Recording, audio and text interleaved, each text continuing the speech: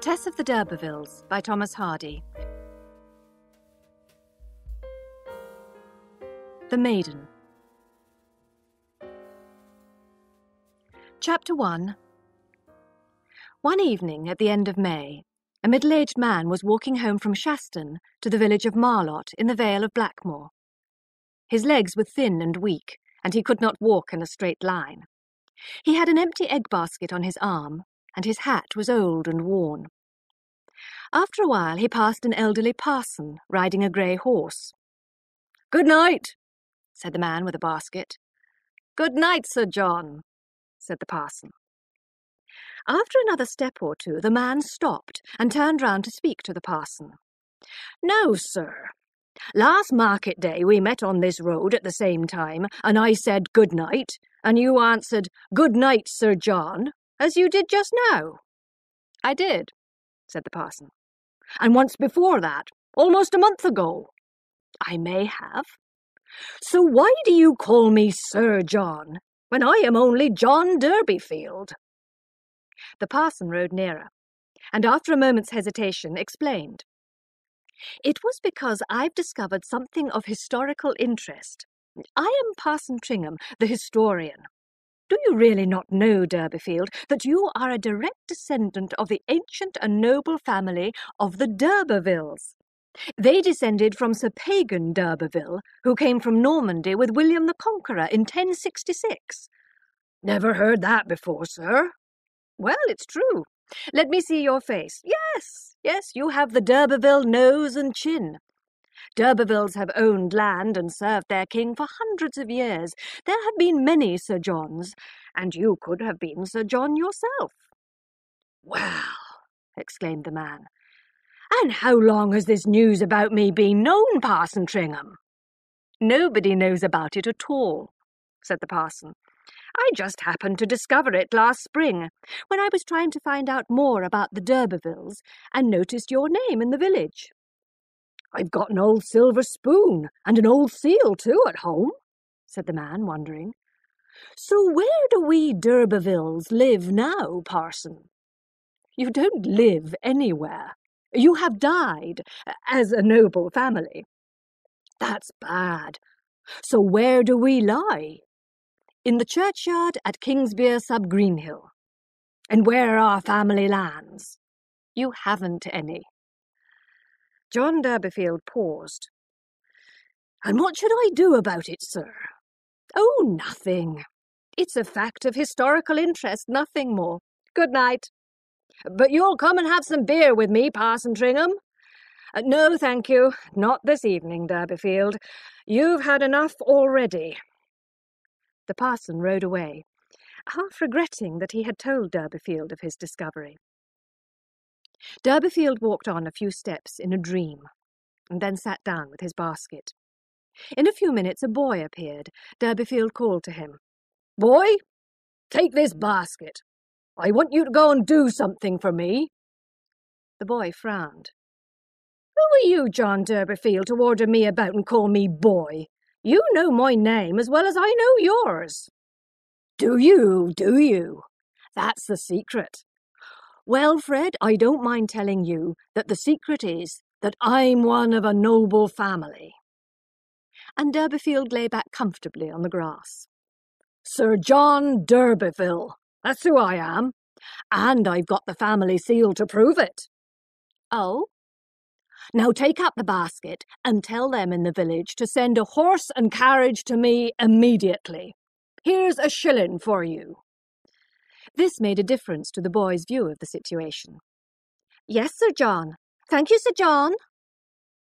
As they spoke, sounds of music came through the evening air from the village. "What's that?" said d'Urberville. "Have they heard my news already?" "It's the women dancing, Sir John." The boy went on his way, and d'Urberville lay waiting in the evening sun. Nobody passed by for a long time, and he could just hear the faint music in the distance. The village of Marlott lies in the beautiful Vale of Blackmoor. Although this valley is only 4 hours away from London, it has not yet been discovered by tourists and artists. The best view of the vale is from the hills surrounding it. It looks like a map spread out. It is a quiet, sheltered part of the countryside, where the fields are always green and the rivers never dry up. To the south lies the great dividing line of hills. From here to the coast, the hills are open, the sun pours down on the huge dry fields, the atmosphere is colourless. But here in the valley lies a completely different countryside, smaller and more delicate. The fields are tiny, the air makes you sleepy, the sky is of the deepest blue. Everywhere you can see a rich greenery of grass and trees, covering smaller hills and valleys. This is the Vale of Blackmoor. And in the village of Marlott, following ancient custom, the young women gathered to dance every holiday. For this May Day dance, all wore white dresses. There was a fine, handsome girl among them, with a red ribbon in her hair. As they danced, they noticed a carriage go by. D'Эрberville lay back in it, singing, "I'm Sir John, and I've got a spoon and seal, and my family lies at Kingsbeer." The girl with the ribbon, who was called Tess, turned red and said quickly to her friends, "Father's tired, that's all." The other girls just laughed, but stopped when Tess looked unhappy. The dancing went on. In the evening, the men of the village came to watch, and later to join the dancers. 3 young strangers who were passing by also stopped to look. They explained they were brothers on a walking tour. The older 2 continued their walk, but the youngest seemed more interested in the girls than his brothers were, and stayed to dance with several of them. As he left the dance, he noticed Tess, who seemed a little sad that he had not chosen her.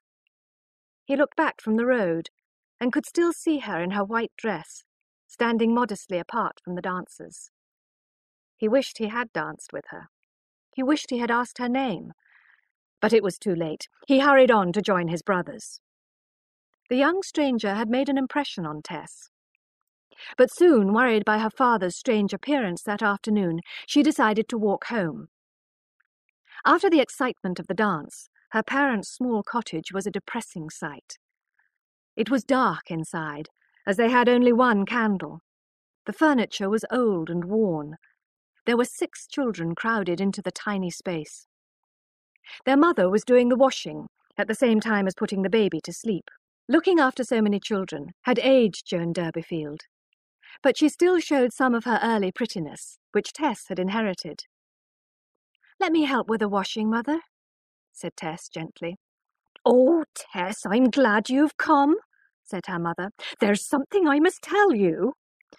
"Is it anything to do with Father making such a fool of himself this afternoon?" asked Tess, frowning. "That's all part of the excitement. They've discovered we're the oldest family in the whole county, going back a long way, and our real name is d'Эрberville. Doesn't that make you proud? That's why your father rode home in the carriage, not because he'd been drinking, as people thought."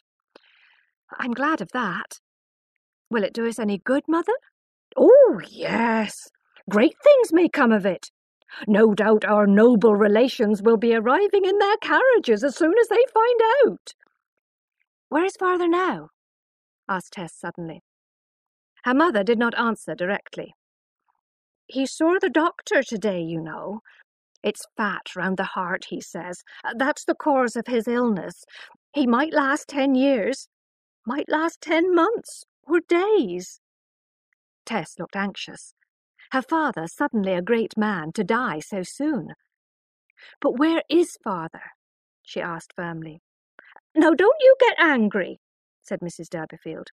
"The poor man was feeling so weak after the news that he went to Rolliver's. He needs to build up his strength to deliver the beehives tomorrow, remember?" "Oh, my God!" cried Tess. "He went to a public house, and you agreed to it, Mother?" "No, I didn't," said Mrs. Darbyfield crossly.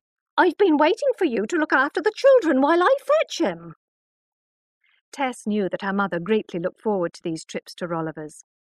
There she could sit by her husband's side among the beer drinkers and forget that the children existed. It was one of the few bright moments in her hard-working life. Mrs. Darбейфилд went out, and Tess was left with the children. They were very young and totally dependent on the Darбейфилд couple. 6 helpless creatures who had not asked to be born at all, much less to be part of the irresponsible Darбейфилд family. Chapter 2. It was 11 o'clock before all the family were in bed, and 2 o'clock next morning was the latest time to set off with the beehives. It was a distance of 20 or 30 miles on bad roads to Casterbridge, where the Saturday market was held. At 1:30, Mrs. Darбейфилд came into the bedroom where Tess and all the children slept. "The poor man can't go," she whispered. Tess sat up in bed.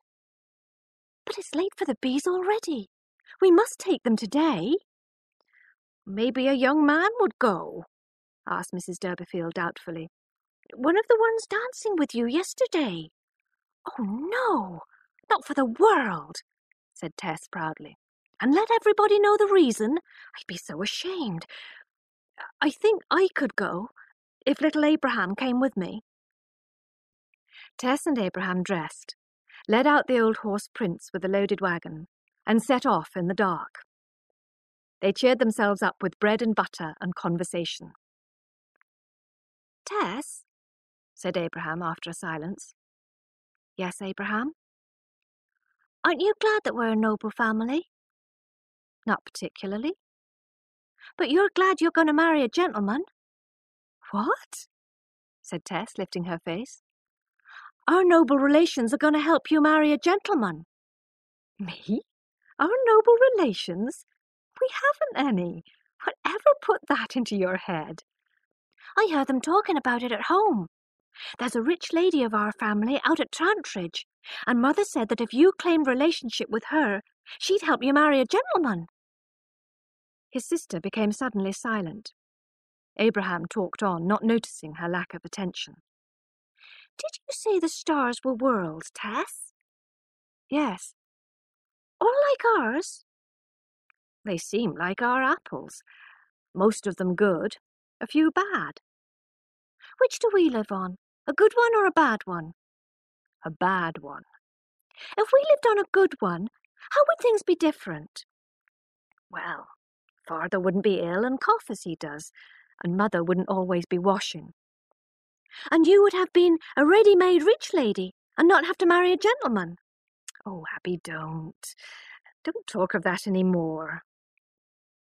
Abraham finally went to sleep on the wagon. Tess drove the horse. Gradually she fell into a dream. She could see her father, foolish in his pride, and the rich gentleman of her mother's imagination, laughing at the poor Darбейфилд family. Suddenly she awoke from her dream to noise and violent movement. Something terrible had happened. She jumped down and discovered that the post carriage, speeding along the dark road, had driven into her slow and unlighted wagon. Poor Prince was seriously hurt, and as she watched, he fell to the ground. "You were on the wrong side," said the post driver. "I must go on with the post, but I'll send somebody to help you as soon as I can. You better stay here with your wagon." He went on his way, while Tess stood and waited, tears pouring down her cheeks. Daylight came. Prince lay there unmoving, his eyes half open. "It's all my fault," cried Tess. "What will Mother and Father live on now? Abby, wake up. We can't go on with our beehives. Prince is dead." When Abby realized what had happened, his face looked like an old man's. "It's because we live on a bad star, isn't it, Tess?" he said through his tears. Finally, a man arrived with a horse to take the wagon on to Casterbridge to deliver the beehives, and then collect Prince on the way back. When they got home, Tess broke the news to her parents. They were not angry with her, but she blamed herself completely. When Darбейфилд heard he would only get a few shillings for Prince's dead body, he rose to the occasion. "We d'Эрbervilles don't sell our horses for cat's meat," he insisted. And the following day, He worked harder than usual in digging a grave where Prince was buried. All the children cried. "Has he gone to heaven?" asked Abraham in tears. But Tess did not cry. Her face was dry and pale. She felt she had murdered a friend. Chapter 3. Life now became rather difficult for the Darbyfields. Without Prince to carry loads, John Darbyfield could not buy and sell as he used to. He had never worked hard or regularly, and now he only occasionally felt like working. Tess wondered how she could help her parents. One day her mother made a suggestion. "It's lucky we found out about your noble blood, Tess. Do you know, there's a very rich lady called Mrs. d'Urberville living on the other side of the wood. She must be our relation.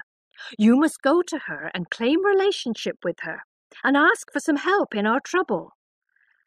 "I wouldn't like to do that," said Tess. "If there is such a lady, it would be enough to be friendly.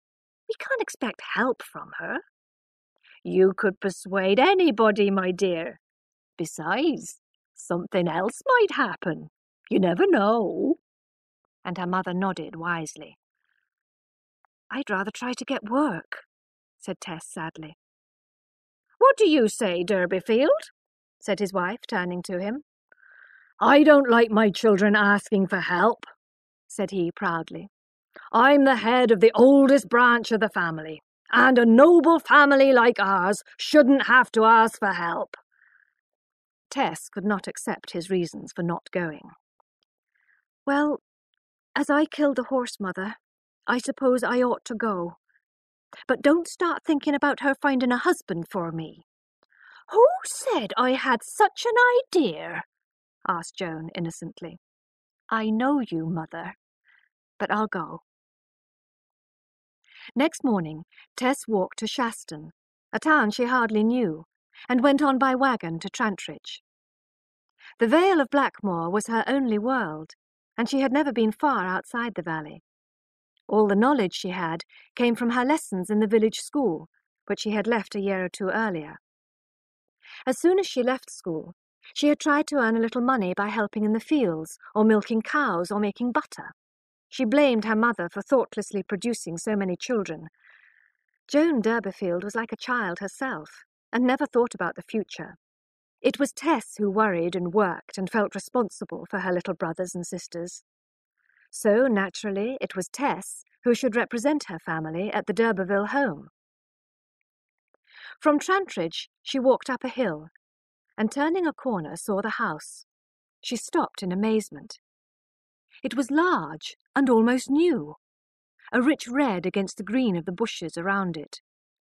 Behind it lay the woods called the Chase, an ancient forest. There were greenhouses and well-kept gardens. There was no lack of money here. Tess hesitated, almost frightened. "I thought we were an old family," she said to herself. "But this is all new." She wished she had not come. She was right in a way.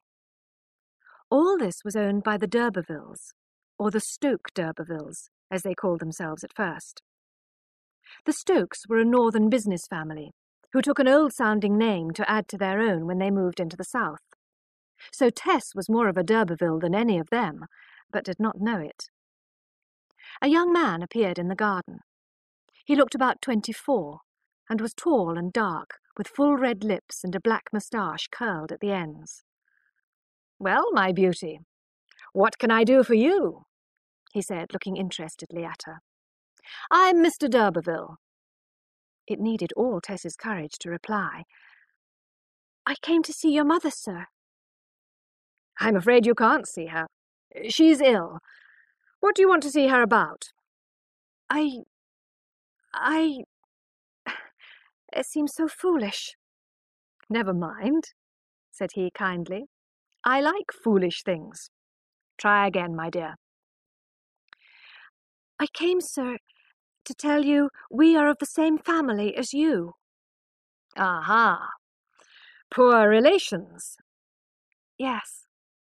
"Stokes?" "No, d'Urbervilles." "Oh, yes, of course.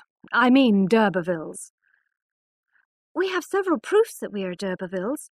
We have an old silver spoon and a seal at home, but Mother uses a spoon to stir the soup. Mother said we ought to tell you, as we are the oldest branch of the family, and we've lost our horse in an accident. Very kind of your mother, said Alec d'Urberville, and I certainly don't regret it. He looked admiringly at Tess, whose face blushed a deep pink. And so you've come on a friendly visit? I suppose I have, murmured Tess, looking uncomfortable. Let us walk round the gardens until you have to go home, my pretty cousin.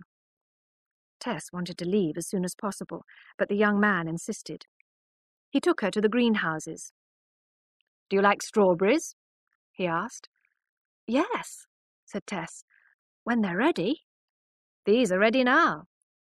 And so saying, d'Urberville picked one and held it to her mouth. No, no, she said. I'd rather take it myself. But Alec put it into her mouth. He put roses into her hair and filled her basket with strawberries and flowers. He gave her food to eat and watched her while he quietly smoked a cigarette. She looked more adult and womanly than she really was. Alec could not take his eyes off her. She did not know, as she smiled innocently at the flowers, that behind the cigarette smoke was the cause of future sorrow in her life. What is your name?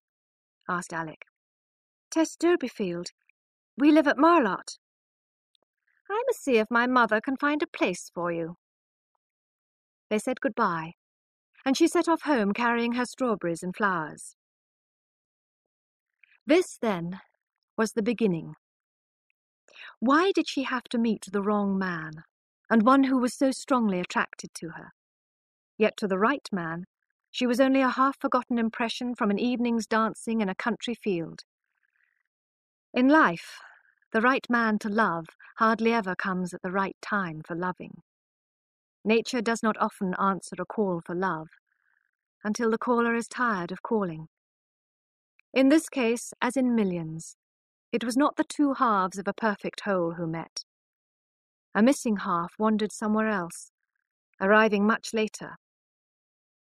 This delay was to have tragic results. Chapter 4. When Tess arrived home the following afternoon, a letter had already been received by her mother. It appeared to come from Mrs. d'Urberville, and offered Tess work looking after chickens. Joan Darбейфилд was delighted. It's just a way of getting you there without raising your hopes. She's going to recognize you as family, I'm sure of it. I would rather stay here with Father and you, said Tess, looking out of the window. But why? I'd rather not tell you, Mother. I don't really know. A few days later, when Tess came back from looking for work, the children came running out and danced round her. The gentleman's been here, they shouted. Joan was full of smiles. Mrs. d'Urberville's son had called and asked if Tess could come or not. He's a very handsome man, said Mrs. d'Urberville. I don't think so, said Tess coldly. I'll think it over. She left the room. He's in love with her, you can see that, said Mrs. d'Urberville to her husband. No doubt he'll marry her, and she'll be a fine lady. John Darбейфилд had more pride in his newfound blood than energy or health. That's what young Mr. d'Urberville is trying to do, improve his blood by marrying into the old line. Persuaded by her mother and the children, Tess finally agreed to go. Mrs. d'Urberville secretly made wedding plans. Then the day came when Tess, wearing her best Sunday clothes on her mother's orders, said goodbye to her family. Goodbye, my girl, said Sir John, waking from a short sleep. Tell young d'Urberville I'll sell him the title. Yes, sell it at a reasonable price. Not for less than £1,000, cried Lady d'Urberville. No, tell him he can have it for 100. No, 50. No, 20. Yes, £20. That's the lowest. Family honour is family honour, and I won't take any less." Tess felt like crying, but turned quickly and went out. Her mother went with her to the edge of the village. There she stopped and stood waving goodbye, and watched her daughter walking away into the distance. A wagon came to take her bags, and then a fashionable little carriage appeared. It was driven by a well-dressed young man, smoking a cigar. After a moment's hesitation, Tess stepped in. Joan Darbeyfilld, watching, wondered for the first time if she had been right in encouraging Tess to go. That night she said to her husband, "Perhaps I should have found out how the gentleman really feels about her." "Yes, perhaps you ought," murmured John, half asleep. Joan's natural trust in the future came back to her. "Well, if he doesn't marry her before, he'll marry her after, if she plays her cards right." "If he knows about her d'Urberville blood, you mean?"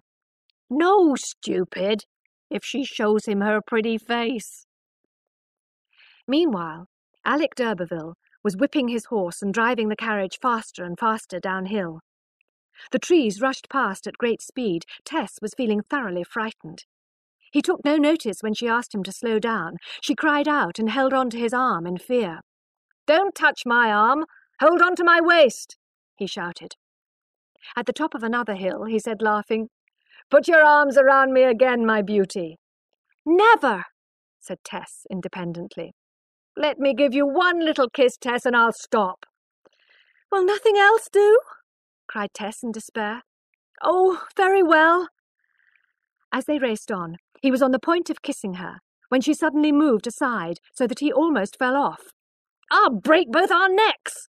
he swore passionately. "I thought you would be kind to me," said Tess, her eyes filling with tears. "I don't want to kiss anybody." But he insisted, so in the end she sat still, and d'Urberville kissed her. No sooner had he done so than she wiped the place on her cheek with her handkerchief. Just then her hat blew off into the road, and d'Urberville stopped the horse. Tess jumped down to get it, then turned triumphantly to Alec.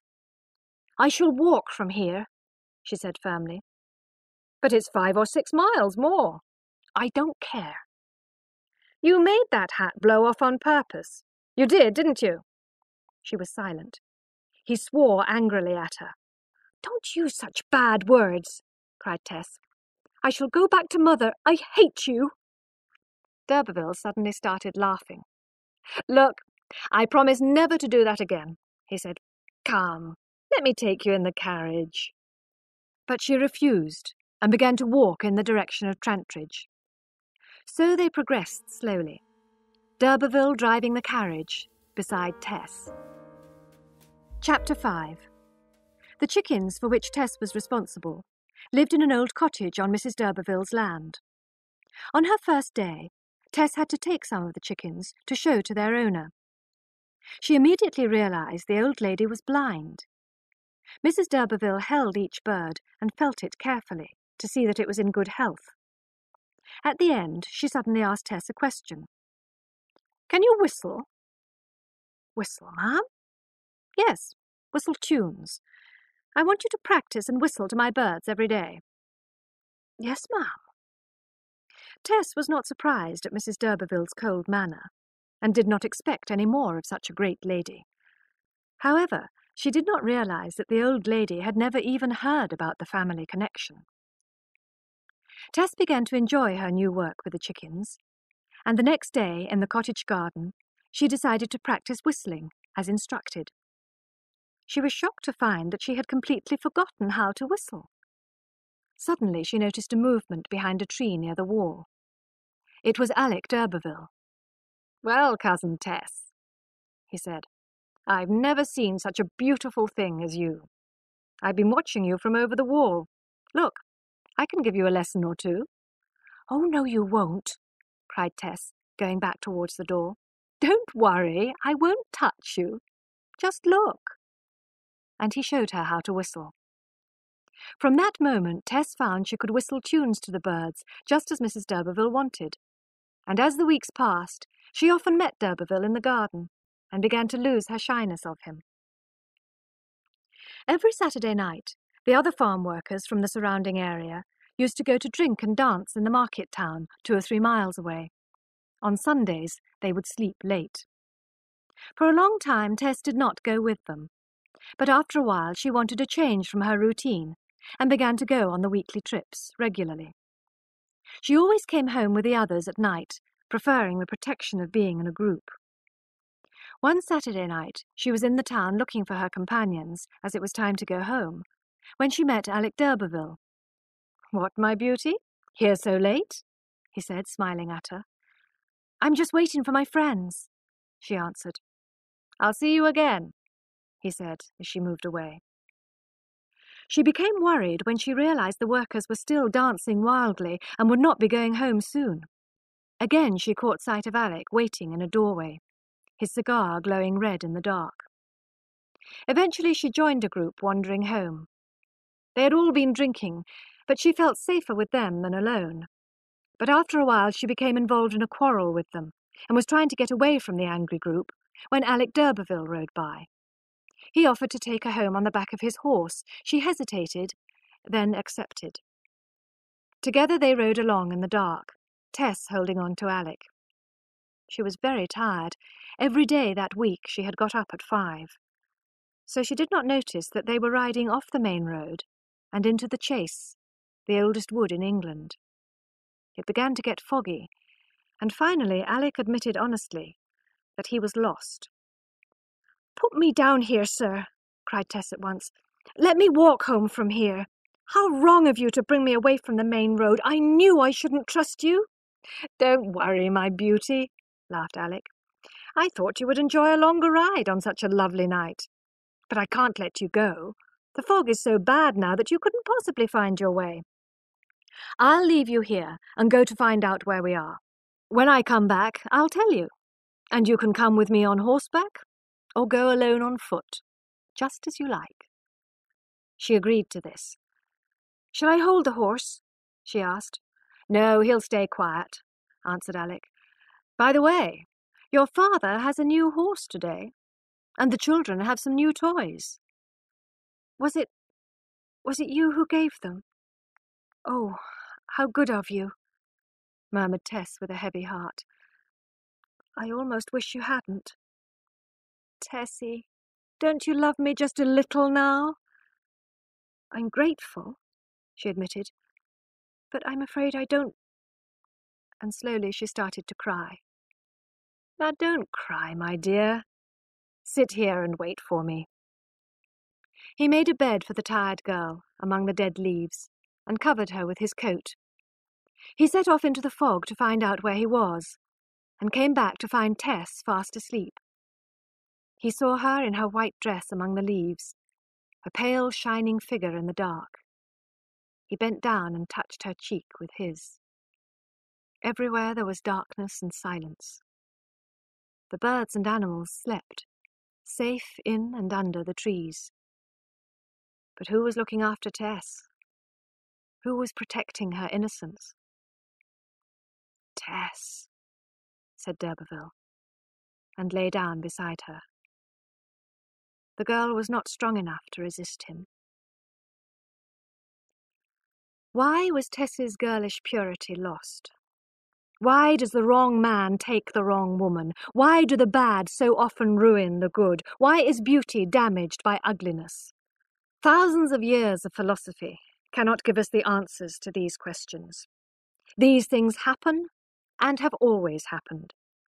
Perhaps in the past, rolling home after a battle, Tess's ancestors, the real d'Urbervilles, had done the same, even more cruelly, to young country girls. But we cannot accept that that is Tess's fault and should happen to her. As the people of her village say, it was to be. And from now on, Tess's life was to be completely different.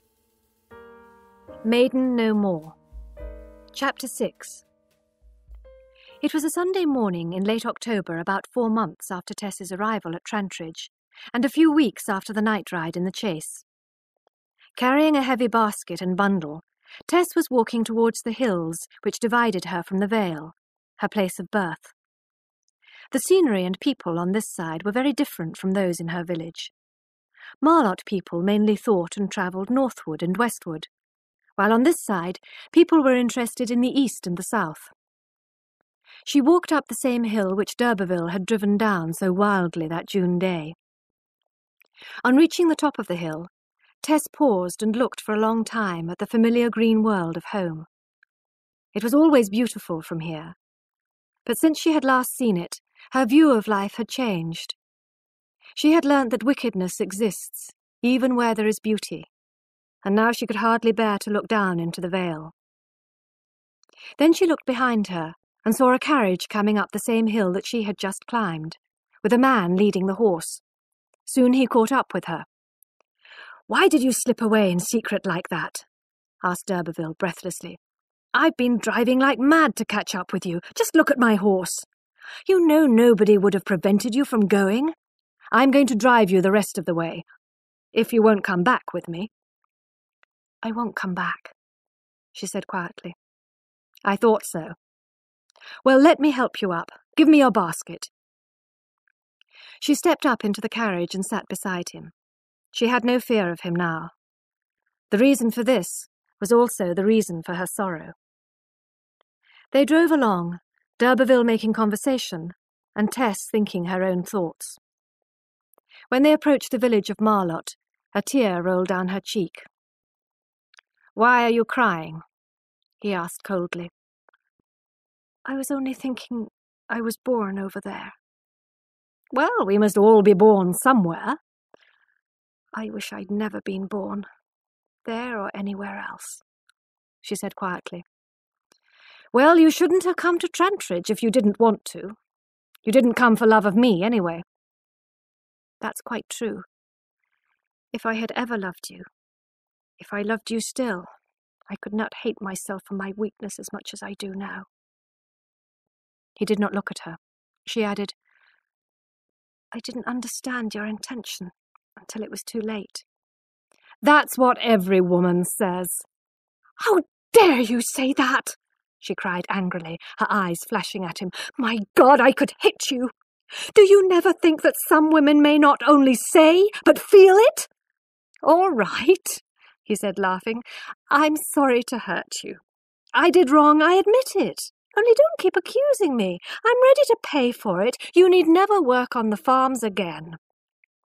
Her lip lifted slightly as she replied, "I will not take anything from you.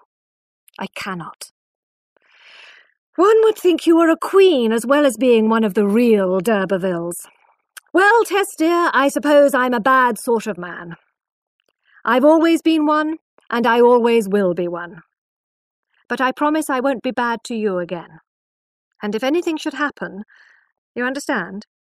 If you are in any trouble or need anything, just drop me a line and I'll send by return whatever you want." She stepped down from the carriage and was going to leave him when he stopped her and said, "You're not going to turn away from me like that, dear. Come, let me kiss you." "If you wish," she answered coldly. She offered her cool cheek to him, but her eyes rested on a distant tree, as if the kiss had nothing to do with her. "You don't give me your lips, Tess.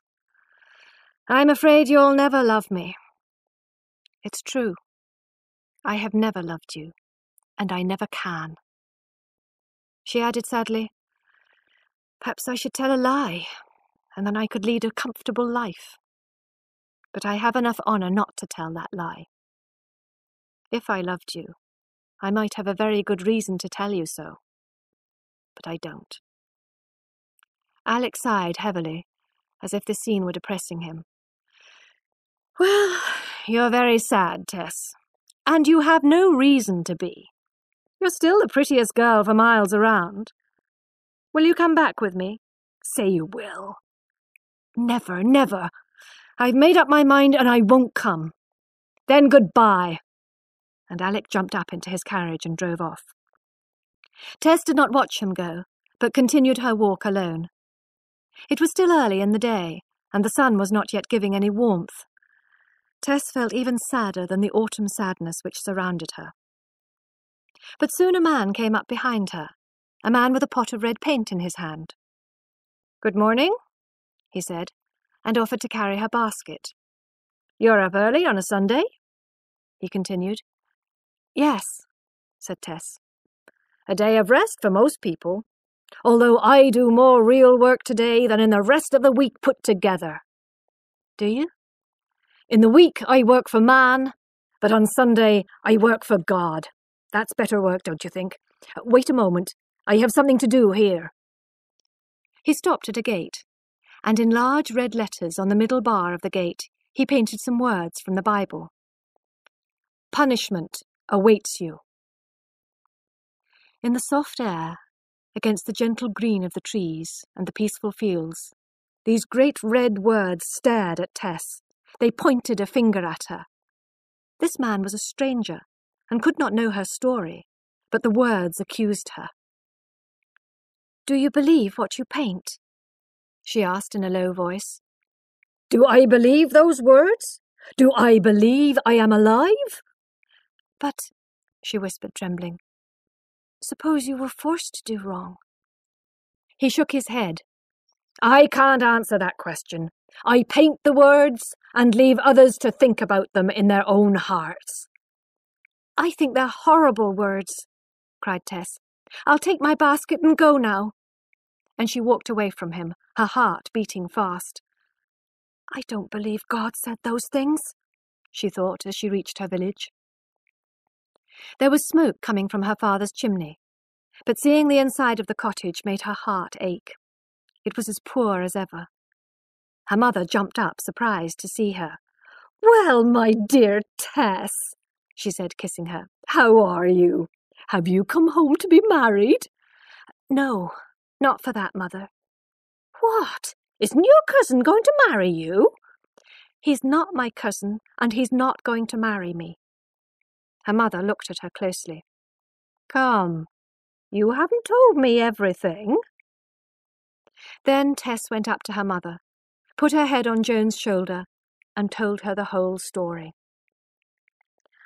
"And you haven't persuaded him to marry you?" cried Joan. "What's the good of going there?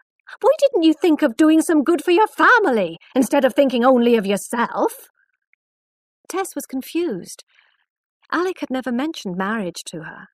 But even if he had, she would never have accepted him, because she did not love him. This made her hate herself for what she had done. She would certainly never love him in the future. She did not quite hate him, but did not wish to marry him, even to remain respectable. "You ought to have been more careful if you didn't want to marry him." "Oh, Mother," cried the poor girl, her heart breaking. "Why didn't you warn me about men? I was a child when I left home.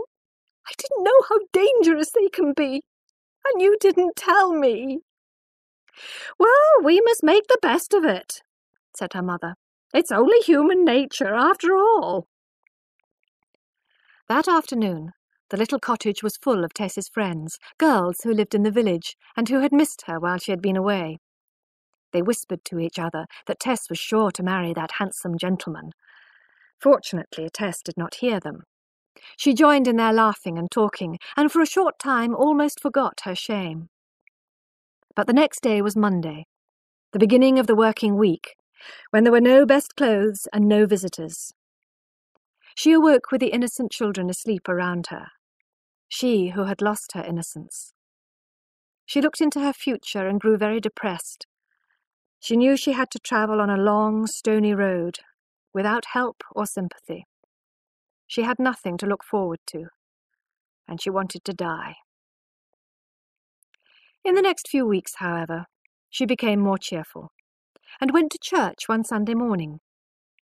She loved listening to the well-known tunes, and gave herself up to the beauty of the music. She wondered at the composer's power. From the grave he could make a girl like her, who had never known him, feel extremes of emotion. She sat in a quiet, dark corner listening to the service. But when the village people arrived at church, they noticed her and started whispering to each other. She knew what they were saying, and realized she could come to church no more. So she spent almost all her time in her bedroom, which she shared with the children. From here she watched the wind, the snow, the rain, beautiful sunsets and full moons, one after another. People began to think she had gone away. She only went out after dark to walk in the woods and the fields. She was not afraid of the dark or the shadows. It was people she was anxious to avoid. She was at home on the lonely hills, but she felt guilty surrounded by innocent nature. When it rained, she thought nature was crying at her weakness. And when the midnight wind blew, she thought nature was angry with her. But she did not realize that although she had broken an accepted social rule, she had done nothing against nature. She was as innocent as the sleeping birds in the trees or the small field animals in the hedges. Chapter 7. One day in August, the sun was rising through the mist. In a yellow cornfield near Marlott village, it shone on 2 large arms of painted wood. These, with 2 others below, formed the turning cross of the reaping machine. It was ready for today's harvest. A group of men and a group of women came down the road at sunrise. As they walked along, their heads were in the sun, while their feet were in the shadow of the hedge. They went into the field. Soon there came a sound like the love-making of the grasshopper. The machine had begun, and 3 horses pulled it slowly along the field. Its arms turned bright in the sunlight. Gradually the area of standing corn was reduced. So was the living space of the small field animals, who crowded together, not knowing that they could not escape the machine in the end.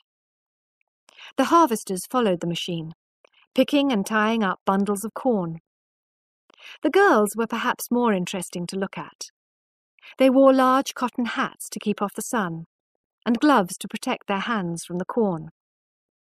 The prettiest was the one in the pale pink jacket, who never looked around her as she worked. She moved forward, bending and tying like a machine. Occasionally she stood up to rest. Then her face could be seen, a lovely young face, with deep dark eyes and long, heavy curling hair.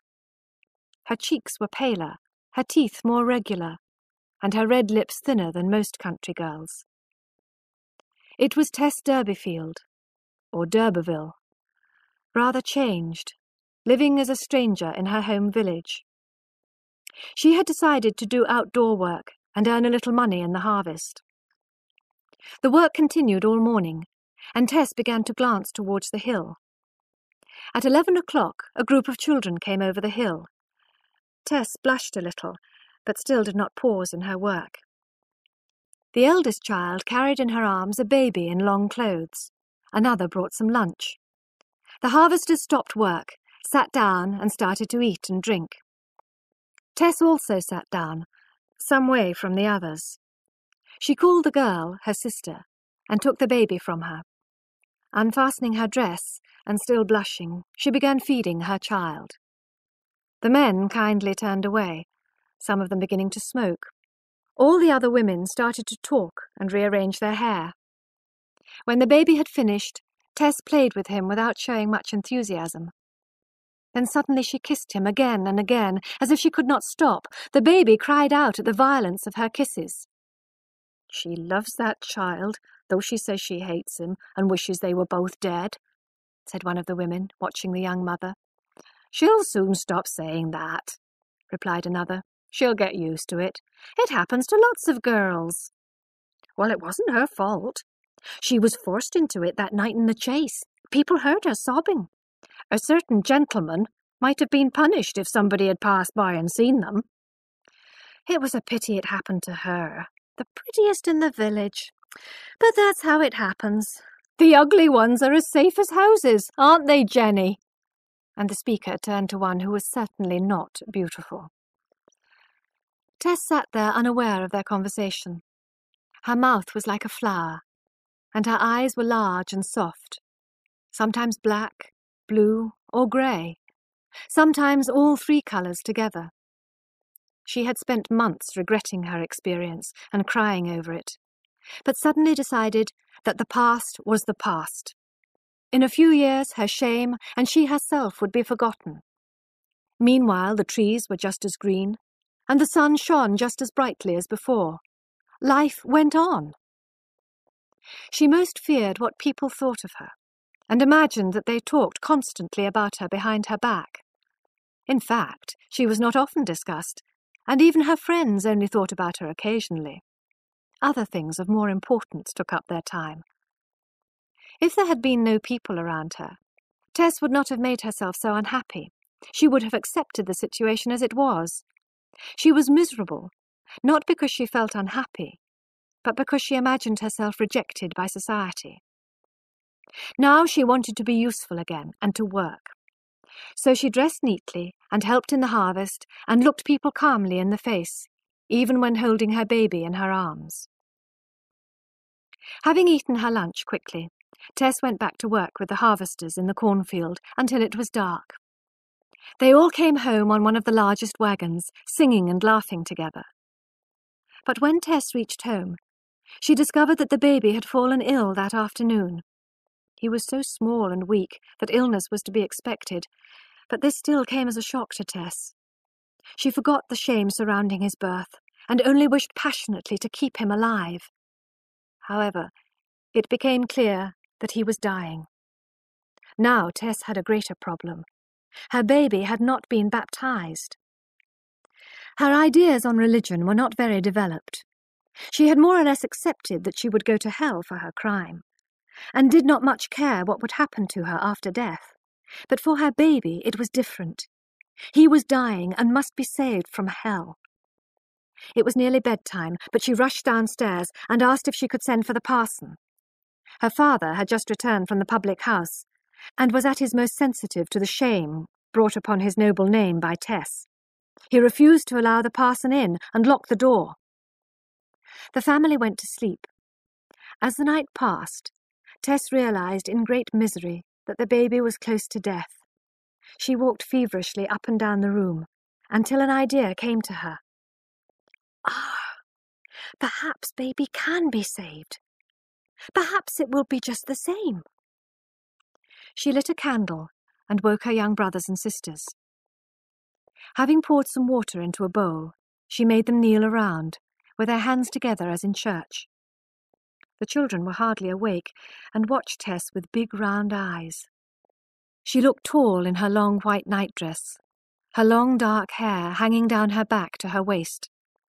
Her enthusiasm lit up her face, giving it a beautiful purity, the face which had caused her shame. She picked up the baby.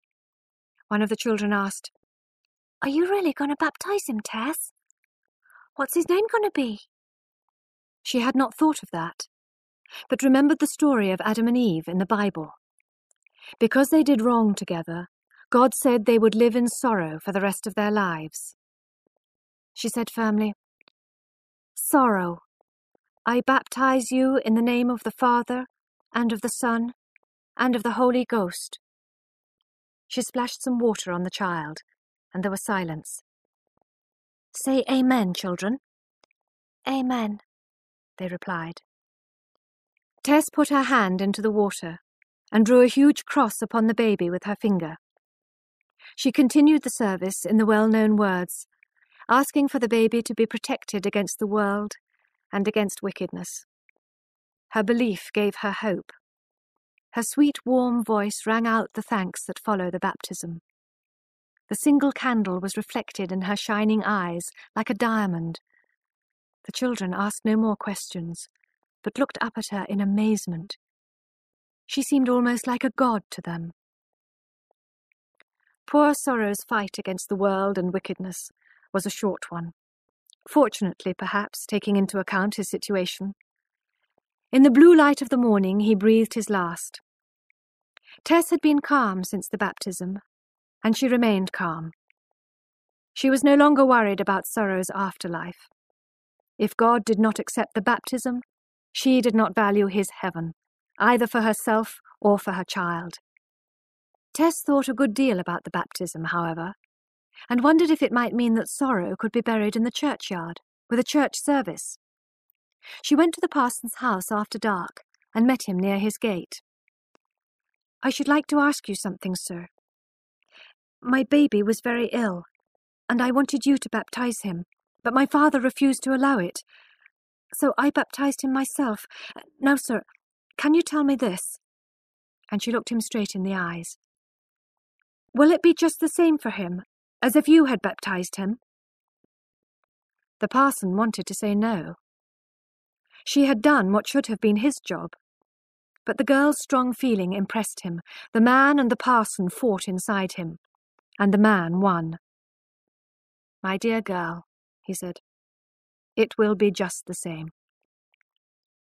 "Then will you bury him in the churchyard?" she asked quickly. The parson felt trapped. It was a difficult question to answer. "Ah, that's a different matter," he said. "I'm sorry. I cannot." "Oh, sir?"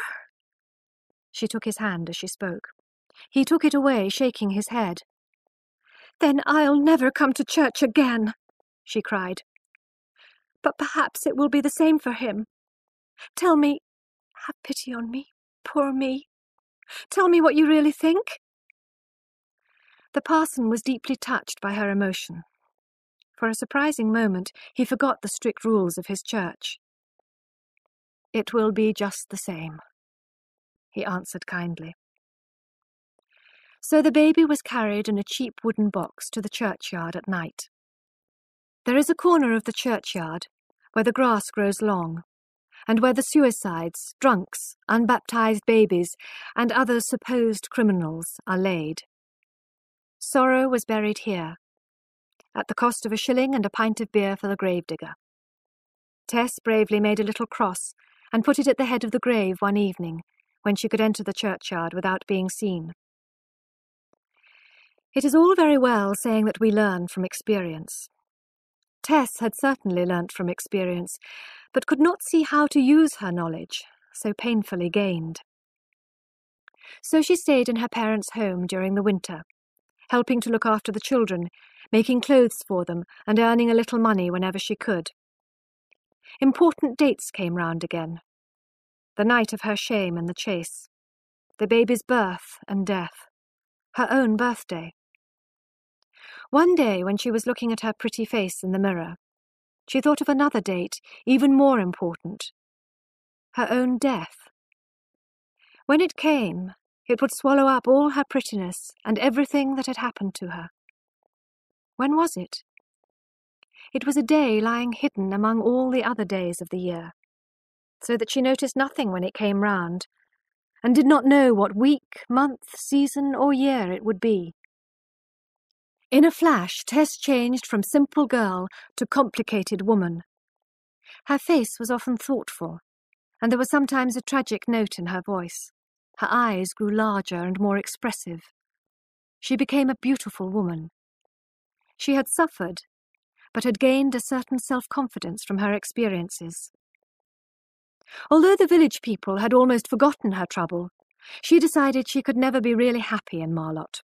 Trying to claim relationship with the rich d'Urbervilles seemed so foolish and shameful to her. She thought her family would never be respected there again. Even now she felt hope rise within her, hope of finding a place with no family connections and no memories. In escaping from Marlott, she intended to destroy the past. Perhaps now she could make up for her crime against society. Consequently, she looked hard for work away from Marlott. She finally heard that a dairyman, some miles to the south, needed a good milkmaid for the summer. Having decided to go there, she promised herself there would be no more hopeless dreams. She would simply be the dairymaid Tess, and nothing more. Even her mother no longer talked about their connection with the noble d'Urbervilles. But in spite of Tess's decision to forget her ancestors, the dairy, called Talbothays, especially attracted her, because it was near the former lands of the old d'Urberville family.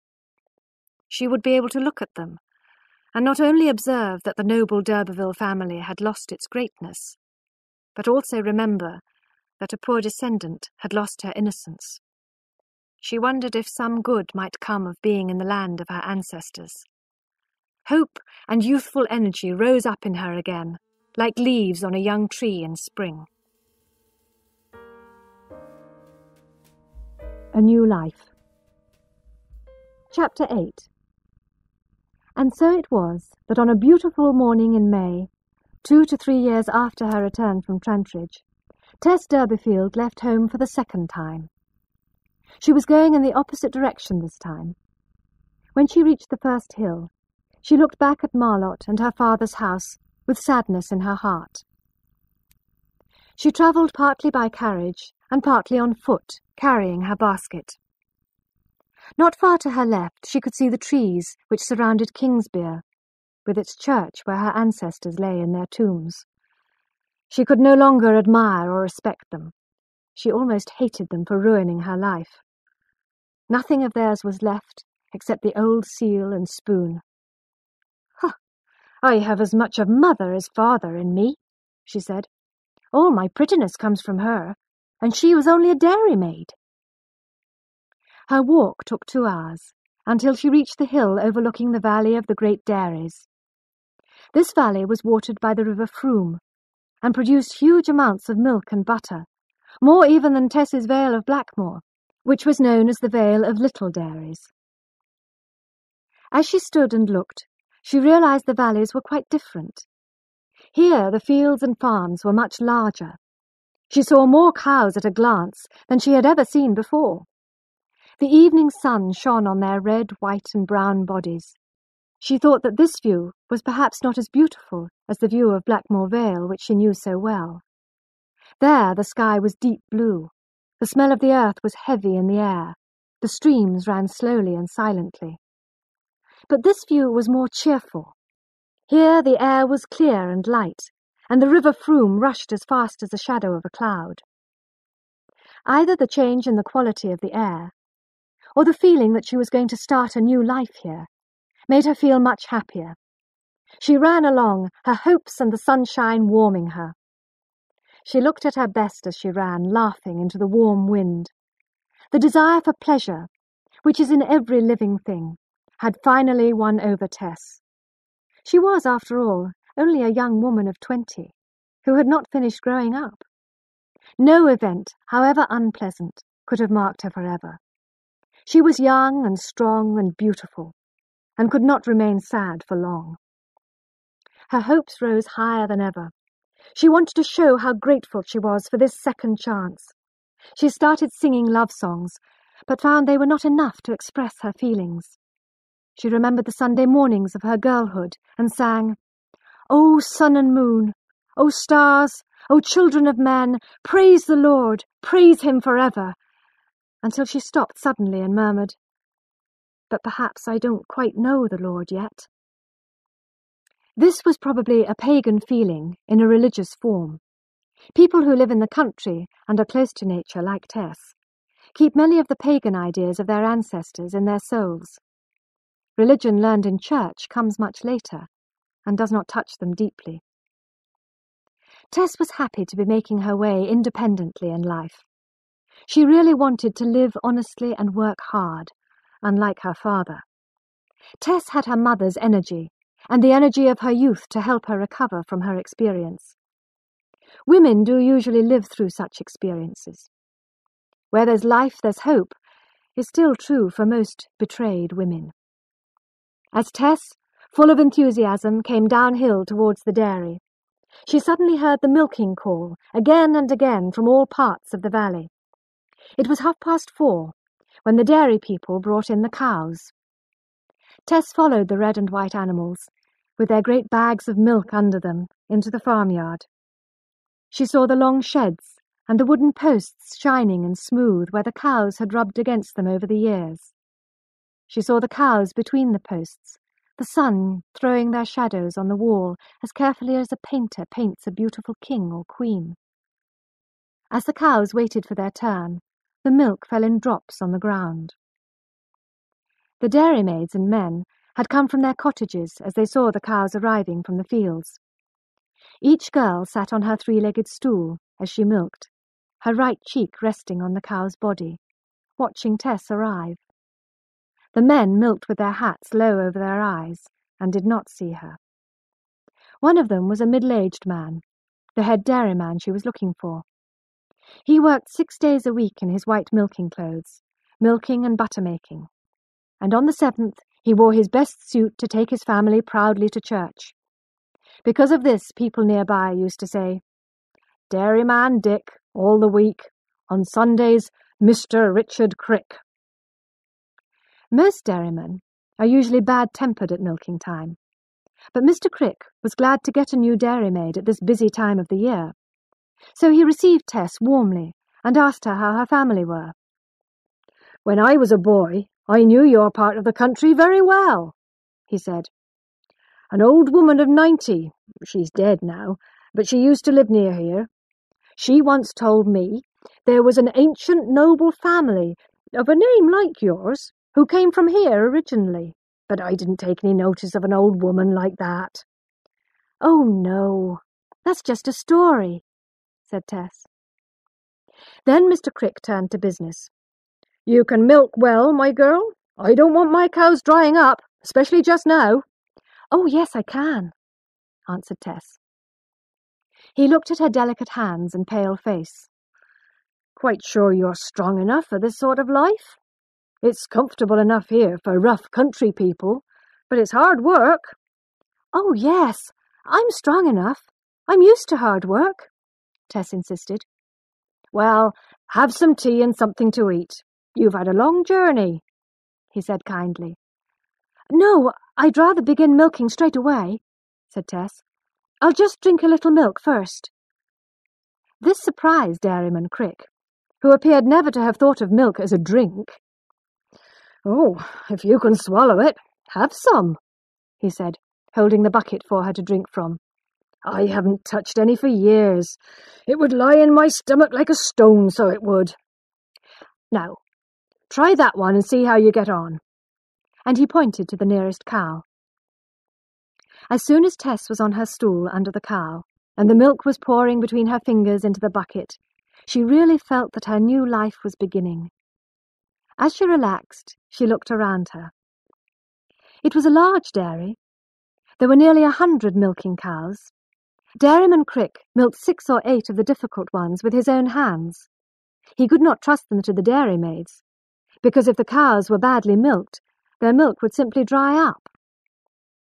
For a while, there was no more talk among the milkers. Suddenly, Mr. Crick got up from his stool. "We're not getting as much milk from them as usual," he said. "We better sing them a song, friends. That's the only thing to do." So the group of milkers started singing to encourage the cows to give more. Mr. Crick went on, "But I think bulls like music better than cows. Did I tell you all about William Dewey? On his way home after a wedding, he found himself in a field with an angry bull. He took his violin and played some Christmas church music, and down went the bull on his knees, just like the animals around baby Jesus, and so William was able to escape." It's a curious story. Takes us back to the past, when belief in God was a living thing. This unusual remark came from under a cow. "Well, it's quite true, sir, believe it or not. I knew the man well," said Mr. Crick. "Oh, yes, I'm sure it's true," said the man behind the brown cow. Tess could not see his face, and could not understand why the head dairyman himself should call him sir. The man stayed under the cow long enough to milk 3, at times saying something angrily to himself. Then he stood up, stretching his arms. Tess could now see him clearly. He wore the clothes of a dairyman, but underneath he was quite different. He looked educated and gentlemanly. But now she realized that she had seen him before. He was one of the 3 walking brothers who had stopped their walk to admire the May Day dance in Marlott a few years before. He had danced with some of the other girls, but not with her. He had not noticed her, and had gone on his way. For a moment she was worried that if he recognized her, he might discover her story. But she soon saw he did not remember her at all. Since she had seen him in Marlott, his face had grown more thoughtful. He now had a young man's moustache and beard. From the time he had spent milking 1 cow, he was clearly a beginner at dairy work. Tess discovered that only 2 or 3 of the dairymaids slept in the house besides herself. They all shared a big bedroom near the cheese room. That night one of the girls insisted on telling Tess about all the people at the dairy. To Tess, half asleep, the whispers seemed to be floating in the air. "Mr. Angel Clare. He's the one who's learning milking. He's a parson's son and thinks a lot and doesn't notice girls. His father is parson at Emminster, some way from here. His sons, except Mr. Clare, are going to be parsons too." Tess gradually fell asleep. Chapter 9. Neither Angel Clare nor his family had originally chosen farming as a profession for him. When he was a boy, people admired his great qualities. Now he was a man, something vague and undecided in his look showed that he had no particular purpose in life. He was the youngest son of a poor parson. One day when he was studying at home, his father discovered that Angel had ordered a book of philosophy, which questioned the church's teaching. How could his son become a priest if he read such books? Angel explained that he did not in fact wish to enter the church like his brothers, because the church's views were too strict and did not allow free thinking. The simple parson was shocked. He was a man of fixed ideas and a firm believer. And if Angel did not want to become a priest, what was the use of sending him to study at Cambridge? For the parson, the whole point of going to university was to become a minister of God. "I want to use my mind," Angel insisted. "I want to read philosophy. I want to question my belief, so that what is left after I have questioned it will be even stronger." "But Angel, your mother and I have saved and saved to send you to university like your brothers. But how can we send you there if it is not in the service of God?" So Angel did not have the advantage of a university education. After some years studying at home, he decided to learn farming. He thought this kind of work could give him what he most valued, independence and freedom to think. So he came to Talbot-Hayes at 26 as a student. At first he stayed up in his room most of the time in the evenings, reading and playing his harp. But he soon preferred to read human nature by taking his meals in the general dining room with the dairy people. The longer he stayed, the more Clare liked living with these simple country people. No longer did he see them as lacking in intelligence. He realized they were no different from him. He and they were all people walking on the dusty road which ends in death. He began to like working outside. He was learning about nature and about life. He came to know the changing seasons, morning and evening, different winds, waters and mists, shade and silence, and the voices of nature. All this he had never known before. For several days after Tess's arrival, Clare, sitting reading a book, hardly noticed she was there. But one morning at breakfast, he was reading music and listening to the tune in his head, when he heard a musical voice which seemed to become part of his tune. He looked round at Tess, seated at the table. "What a fresh and pure daughter of nature that dairymaid is," thought Angel. He seemed to remember something about her, something which took him back into a happy past, before decision made his life difficult. This memory made him look more often at Tess than the other dairymaids. Chapter 10. Dairyman Crick insisted that all the dairy people should milk different cows every day, not just their favourites. He was worried that a dairymaid might leave the dairy, and then her cows would not like being milked by a stranger. However, Tess began to find that the cows which came to her usually happened to be her favourites. This made her milking much easier, but she soon realised that it was not by chance, as it was Angel Clare who sent the cows in for milking. "Mr. Clare, you have sent me my favourite cows," she accused him one morning, blushing. "Well, it doesn't matter," said he. "You will always be here to milk them." "Do you think so? I hope I shall, but I don't know." Afterwards she was angry with herself. She had spoken too seriously to him, as if he were involved in her staying or leaving. In the evening, after milking, she walked in the garden alone, thinking about it. It was a typical summer evening in June. The air was delicate, and there was a complete, absolute silence. It was broken by the sound of a harp. The notes floated in the still air, strong and clear. Tess listened like a fascinated bird. She drew near to Claire, who still had not seen her. She was conscious of neither time nor space. The tune moved through her mind and body, bringing tears to her eyes. The waves of colour of the wild flowers mixed with the waves of sound. Angel finished playing and caught sight of her. She blushed and moved away. "Why are you going, Tess?" he asked. "Are you afraid?" "Oh, no, sir. Not of outdoor things." "But indoors?" "Well, yes, sir."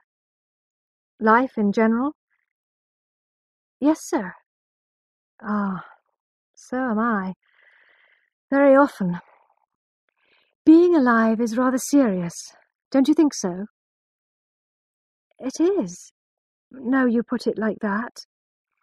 "All the same, I wouldn't expect a young girl like you to feel that." "Why? Come, tell me." After a moment's hesitation, she answered. "The trees ask questions with their eyes, don't they? And you seem to see hundreds of tomorrows, all in a line.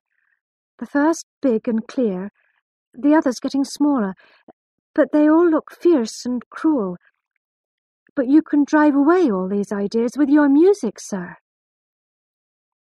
He was surprised to find that this dairymaid had such sad thoughts. She was expressing in her own words the ache of modern life. This sadness made her more interesting to him. He did not know that her experience had given her great strength of feeling. Tess, on the other hand, could not understand why a man of religious family, good education and financial independence should feel sorry to be alive. How could this admirable and poetic man have felt, as she did 2 or 3 years ago, that he would rather die? It was true that he was not at present living among gentlemen, but he was studying what he wanted to know, and would become a rich farmer in time. So, as they neither understood each other's secrets, they were both puzzled and waited to find out more.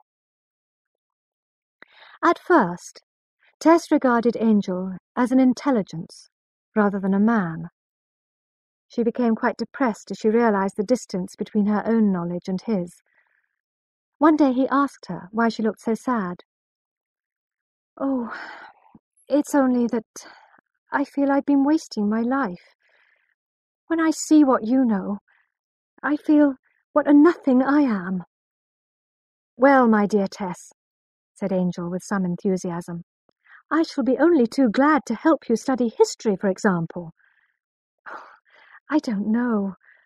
What's the use of learning that I'm one of a long row, and that my past and future are like thousands of other people's? But there's one thing I'd like to know. Why the sun shines on the good and the bad just the same," she said, her voice trembling. "Oh, Tess, don't be bitter." Of course he had wondered this himself in the past. But as he looked at her innocent lips, he thought this pure child of nature could only have picked up the question from others. She could not possibly have any guilt in her past. When he had gone, Tess felt again how stupid she must appear to him. She wondered whether she could gain his respect by telling him of her d'Urberville blood. She first asked the dairyman if Mr. Clare was interested in old families who had lost their money and land. "No," said Mr. Crick firmly. "He's a rebel, and the one thing he hates is an old family." After hearing this not very accurate view of Clare's opinions, poor Tess was glad she had not mentioned her ancestors. That summer, Tess and Clare unconsciously studied each other, balanced on the edge of a passion, yet just keeping out of it. But all the time, like two streams in a valley. They were destined to join. Tess had never been so happy as she was now, and perhaps never would be so again. They met continually. They could not help it. They met daily in the half-light at 3 o'clock in the morning just before milking. They felt they were the first two up in the world, like Adam and Eve. Tess seemed like a queen to Claire, perhaps because he knew that she was the most beautiful woman walking about at this time of day. Lovely women are usually asleep at midsummer sunrise.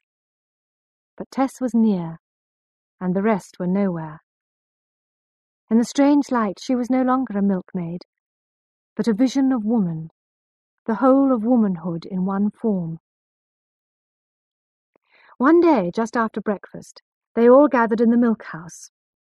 The milk was turning in the churn, but the butter would not come. Dairyman Crick was worried. "Maybe someone in the house is in love," suggested his wife. "That sometimes causes it. Do you remember that maid years ago, and the butter didn't come?" "Ah, yes, but that wasn't being in love," replied Mr. Crick. "That was damage to the churn." He turned to Claire to tell the story. "Jack Dollop, one of our milkers, got a girl into trouble. One day her mother came looking for him, with a great heavy umbrella in her hand. Jack hid in the churn, but she found him and turned it round and round. "Stop, stop!" cried Jack. "If you promise to marry my daughter," shouted the mother, and so he did. Tess, very pale, had gone to the door for some fresh air. Fortunately, the butter suddenly came. But Tess remained depressed all afternoon. To the others the story was funny. She alone could see the sorrow in it, and it reminded her of her experience. Tess was first in bed that night, and was half asleep as the other girls undressed. She saw them standing at the window looking at someone in the garden with great interest. "It's no use you being in love with him any more than me, Retty Priddle," said Marion, the eldest. "There he is again!" cried Is Hewitt, a pale girl with dark hair. "I would just marry him tomorrow if he asked me," said Marion, blushing. "So would I, and more," murmured Is. "And I too," whispered Retty shyly. "We can't all marry him," said Is. "We can't anyway," said Marion. "He likes Tess Darbeyfild best. I've watched him every day and found it out." There was a thoughtful silence. "How silly this all is," said Is impatiently. "He's a gentleman's son. He won't marry any of us, or Tess either." They all sighed and crept into their beds and fell asleep. But Tess, with her deeper feelings, could not sleep. She knew Angel Clare preferred her to the others. She was more attractive, better educated, and more womanly. She could keep his affection for her. But should she? Perhaps the others should have a chance of attracting his attention, and even of marrying him. She had heard from Mrs. Crick that Mr. Clare had spoken of marrying a country girl to help him farm, milk cows, and reap corn. Tess had promised herself she would never marry, and would never be tempted to do so. She ought to leave the field open for the other girls. Next morning, Dairyman Crick sent all the dairy people out into a field to search for garlic plants. One bite by one cow was enough to make the whole day's butter taste of garlic. It was not by accident that Claire walked next to Tess. "Don't they look pretty?" she said to him. "Who?" "Izzy Hewitt and Retty." She had decided that either would make a good farmer's wife. "Pretty? Well, yes, I've often thought so." "They are excellent dairy women." "Yes, though not better than you." Claire observed them. "She is blushing," continued Tess bravely, "because you are looking at her." She could hardly say, "Marry one of them if you really don't want a fine lady. Don't think of marrying me." From now on, she tried to avoid spending time with Angel. She gave the other three every chance. Chapter 11. It was July, and very hot. The atmosphere of the flat valley hung like a drug over the dairy people, the cows, and the trees. It was Sunday morning after milking. Tess and the other 3 girls dressed quickly to go to Mellstock Church, which was 3 or 4 miles away from Talbothays. Heavy thunderstorms had poured down the day before, but today the sun shone brightly and the air was warm and clear. When the girls reached the lowest part of the road to Mellstock, they found it was flooded. In working clothes and boots they would have walked through, but they were wearing Sunday white stockings and thin shoes which they did not want to ruin. The church bell was calling, still a mile away. Suddenly they saw Angel Clare approaching. He had seen them from far away and had come to help them, one of them in particular. "I'll carry you through the water, all of you," he offered. All 4 blushed as if they had one heart. "Now, Marion, put your arms round my shoulders. Hold on." And Angel walked off with her in his arms. Next was Is Hewitt. Her lips were dry with emotion. Angel returned for Retty. While he was picking her up, he glanced at Tess. He could not have said more plainly, "It will soon be you and I." There was an understanding between them. It was now Tess's turn. He picked her up. She was embarrassed to discover her excitement at his nearness. 3 plain girls to get 1 beauty, he whispered. "They are better women than I," she said bravely. "Not to me," said Angel. She blushed. There was silence. Clare stood still and bent his face to hers. "Oh, Tessie," he said. Her cheeks were pink, and she could not look into his eyes. But he respected her modesty and did nothing more. He walked slowly, however, to make the journey as long as possible, and put her down on dry land. Her friends were looking with round, thoughtful eyes at them. He said goodbye and went back by the road. The 4 walked on together. Marion broke the silence by saying, "No, we have no chance against her." She looked joylessly at Tess. "What do you mean?" asked Tess. "He likes you best, the very best. We saw as he brought you over. He'd have kissed you if you had encouraged him, only a little." They were no longer cheerful, but they were not bitter. They were generous country girls, who accept that such things happen. Tess's heart ached. She knew that she loved Angel Clare, perhaps all the more passionately because the others also loved him. And yet that same hungry heart of hers pitied her friends. "I will never stand in your way," she cried to them that evening in the bedroom. "I don't think he's thinking of marrying, but even if he asked me, I'd refuse him, as I'd refuse any man." "Oh, why?" they asked. "I cannot marry, but I don't think he will choose any of you." So the girls remained friends. They all shared each other's secret. The air in their bedroom was full of their hopeless passion. There was a flame burning the inside of their hearts out. But because they had no hope, they were not jealous of each other. They had even heard that Angel's family were planning for him to marry a neighbour's daughter. Tess no longer attached any importance to Clare's interest in her. It was a passing summer attraction, nothing more. The heat grew steadily greater. In this stormy atmosphere, even a passing attraction would deepen into love. Everything in nature was ready for love. Clare became gradually more passionately in love with a soft and silent Tess. The fields were dry. Wagons threw up clouds of dust on the road. Cows jumped over gates, chased by flies. Dairyman Crick's sleeves were rolled up from Monday to Saturday, and the milkers milked in the fields for coolness. On one of these afternoons, Tess and Angel were milking near each other. Tess used to rest her head on the cow's body, her eyes fixed on a distant field. The sun shone on the beautiful lines of her face. She did not know that Clare had followed her round and sat watching her. How very lovable her face was to him. He had never seen such beautiful lips and teeth, like roses filled with snow. Suddenly Clare jumped up, leaving his bucket to be kicked over by the cow, went quickly towards her and, kneeling down beside her, took her in his arms. Tess let herself relax in his arms in a moment of joyful surprise. He was on the point of kissing that tempting mouth, but stopped himself. "Forgive me, Tess, dear," he whispered. "I ought to have asked. I love you, Tess. Really." Tess tried to free herself, and her eyes began to fill with tears. "Why are you crying, my darling?" he asked. "Oh, I don't know," she murmured, trying to pull away. "Well, I've shown my feeling at last, Tess," he said, with a curious sigh, showing that his heart had overcome his reason. "I do love you dearly and truly. But I shall go no further now. I have surprised you." She freed herself, and they went on milking.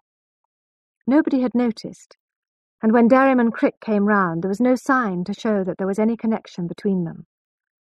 Yet something had happened, which was to change their whole world. As a practical man, the dairyman might laugh at love, but love has a habit of changing people's lives. It is a force to be respected. The result. Chapter 12. The nights were as hot as the days. Angel Clare could not sleep. He went out into the darkness to think over what had happened that afternoon. He had come as a student of farming to this dairy, thinking he would be here only a short time. He thought it would be a quiet place. From here he could observe the great world outside before plunging back into it. But the world outside had lost its interest, and the quiet place was now the centre of all feeling. Clare was a thoughtful, honest man. He knew Tess was not a toy to play with and throw away when finished with. Her life was as important to her as his was to him. He knew he must treat her affection for him seriously. But if they went on meeting every day, their relationship must develop. He could not stop himself. As he had not decided what purpose their relationship should have, he decided that for the moment they should meet as little as possible. But it was not easy to keep to this decision. He was driven towards her by the heat in his blood. He thought he would go and see his family. In less than 5 months, he would have finished his studies here. After a few more months on other farms, he would be ready to start farming himself. Shouldn't a farmer's wife be a woman who understood farming? He rode along the narrow road towards Emminster and his parents' house. His eyes were looking not at the road, but at next year. He loved her. Ought he to marry her? What would his mother and brothers say? What would he himself say 2 years after the wedding? As he rode into the village, he saw a group of young girls waiting outside the church. Walking quickly to join them was Miss Mercy Chant, only daughter of his father's neighbour. His parents quietly hoped Angel would marry Mercy one day. She was very good at giving Bible classes, but in Angel's mind was the face of the pretty milkmaid, who hardly ever thought of God. His family were delighted, though surprised, to see him. Angel was glad to be at home, and yet he did not feel so much part of the family as he used to.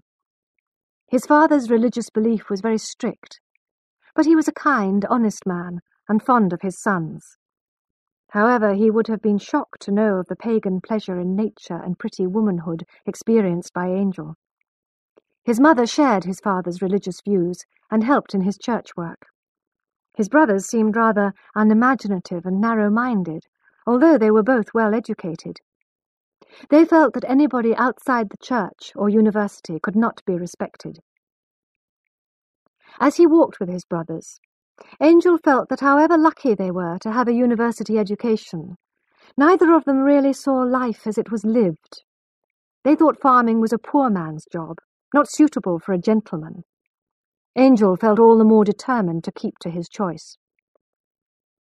In the evening, he spoke to his father alone after prayers. Mr. Clare told his son he had been saving the money he would have spent on his university education for him. This encouraged Angel to ask his father what sort of wife a farmer needed. A really Christian woman. Nothing else matters. For example, my neighbour Dr. Chant. But isn't the main thing that she should be able to milk cows, churn good butter, value animals, and direct farm workers? Mr. Clare had clearly never thought of this before, Yes, certainly. But I was going to say that you will never find a purer woman than Mercy Chant. Your mother and I would be very happy if you... Yes, Mercy is good, I know. But, Father, don't you think that one who is just as good and pure, and who understands farm life as well as the farmer, would be much better? After much discussion, Angel got down to details.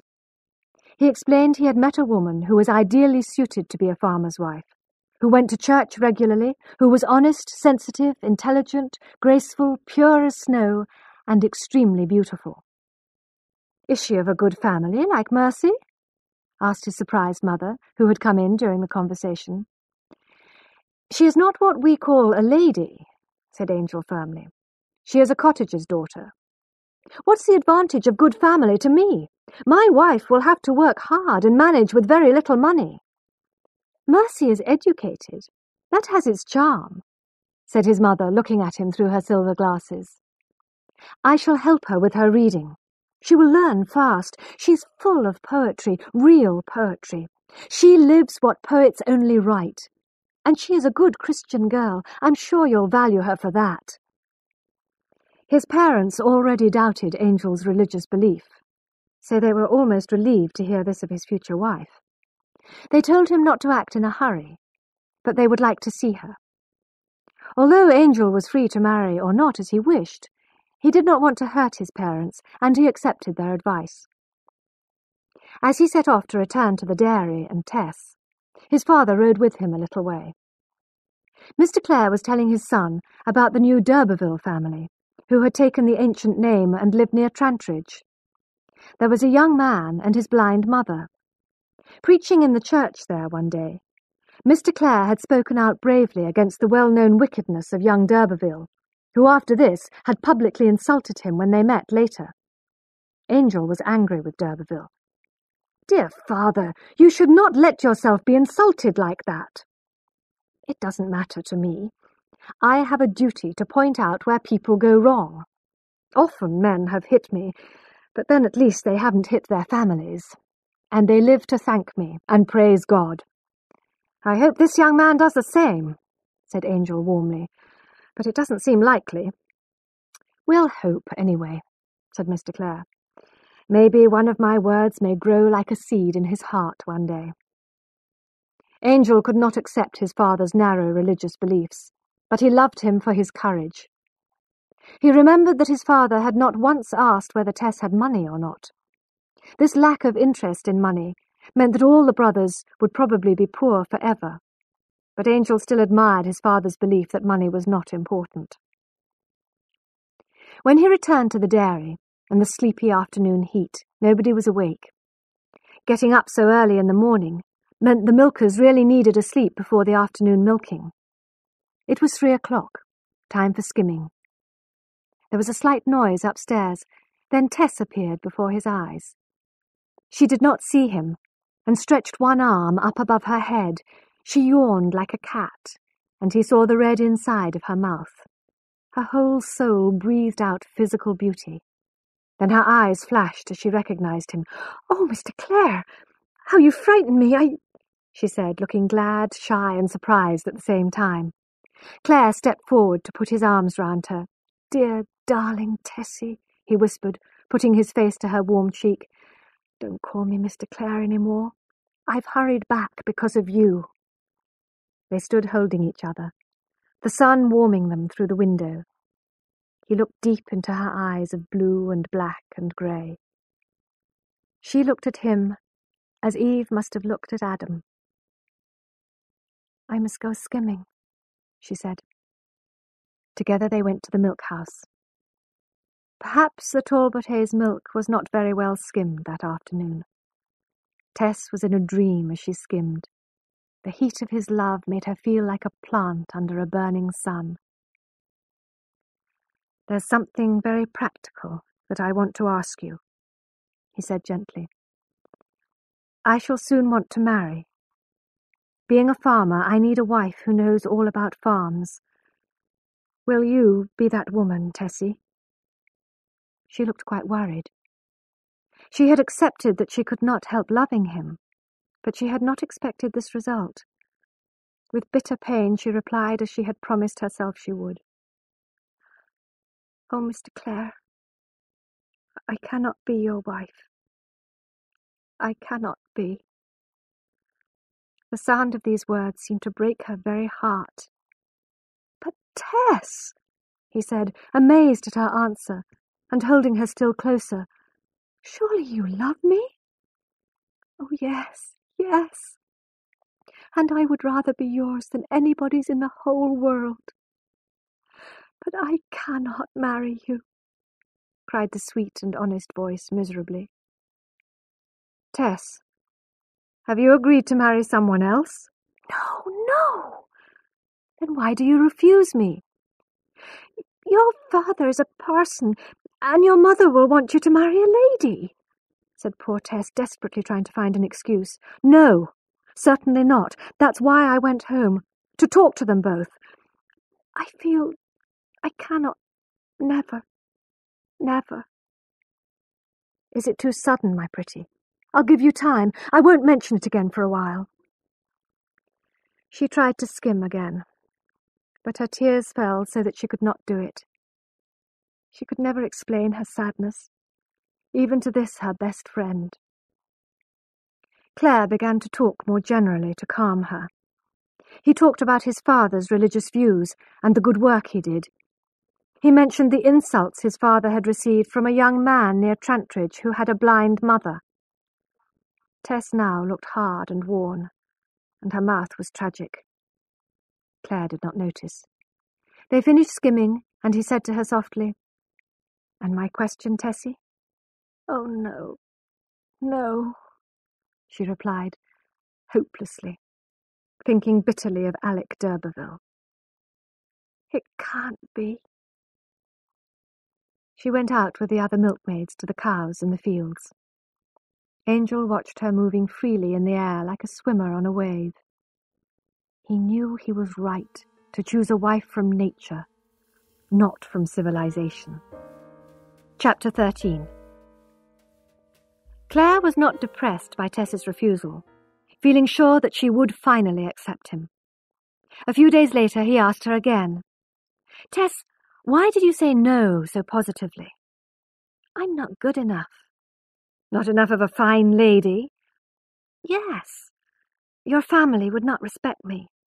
"You know you're wrong. My father and mother would, and I don't care about my brothers." He held her to stop her slipping away. "You didn't mean it, did you? I can't work or read or play or anything until I know that you will someday be mine. Say you will, Tess."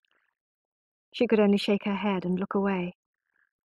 "Then I ought not to hold you, to talk to you like this. Why, Tess?" "It is for your good, my dearest. I can't give myself the great happiness of promising to be yours, because I am sure I ought not to." "But you will make me happy." "Ah, you think so, but you don't know." After a struggle like this, Tess would go to the fields or her room to cry. Her heart was so strongly on the side of his that she feared she might give way. "Why doesn't somebody tell him all about me?" she thought. "It was only 40 miles away. Somebody must know." But nobody knew, and nobody told him. Tess's life now had two parts, positive pleasure and positive pain. Every time she and Angel were alone together, he would ask her again, and she would refuse. She was keeping her promise to herself, but in her heart of hearts Tess knew that eventually she would accept him. Love and nature both advised her to have him without thinking of complications, to delight in passion without considering future pain. "I know I shall say yes. I can't help it," she cried to herself in bed one night. "But it may kill him when he knows. Oh, oh." "I've got some news for you all," said Dairyman Crick, as they sat down to breakfast one Sunday morning. "It's that Jack Dollop again." "The lover in the butter churn?" said Angel Clare, looking up from his newspaper. "And has he married the young milkmaid as he promised?" "Not he, sir," replied the dairyman. "He's married an older woman, who had £50 a year. They married in a great hurry, and then she told him that by marrying she'd lost her £50 a year. He only married her for her money too, so now they're always quarrelling." "She ought to have told him just before they went to church," said Marion. "She ought to have seen he only wanted her money and refused him," said Retty. "What do you say, my dear?" the dairyman asked Tess. "I think she ought to have told him the truth, or else refused him. I don't know," replied Tess, who could not swallow her food. She soon left the table and went into the fields, feeling the pain in the story. She had continued to refuse Angel's offers of marriage, but from that Sunday he changed his approach towards her.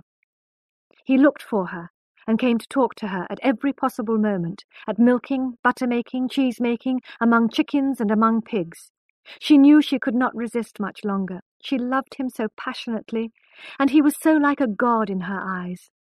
He treated her as if he would love and defend her under any circumstances. This began to make her feel less afraid about agreeing to marry him and telling him the truth about herself. The days were shorter now, and in the mornings the dairy worked by candlelight.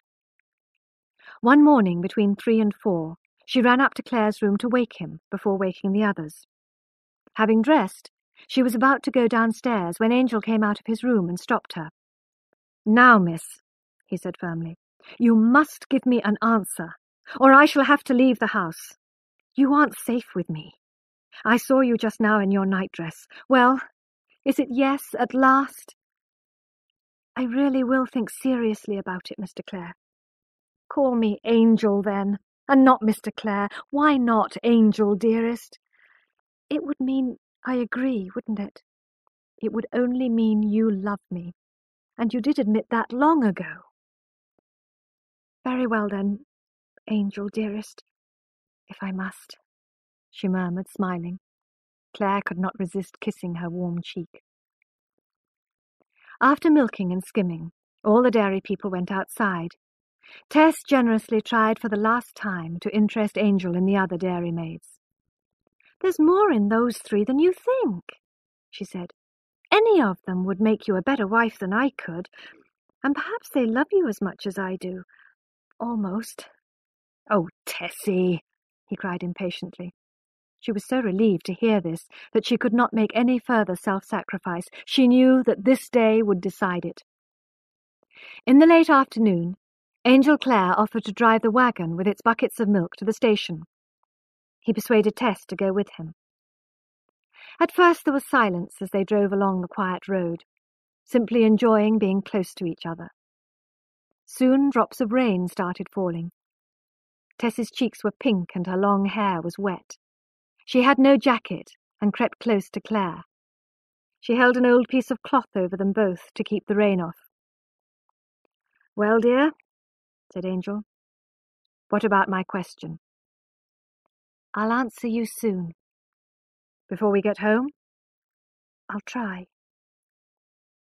They passed an old house.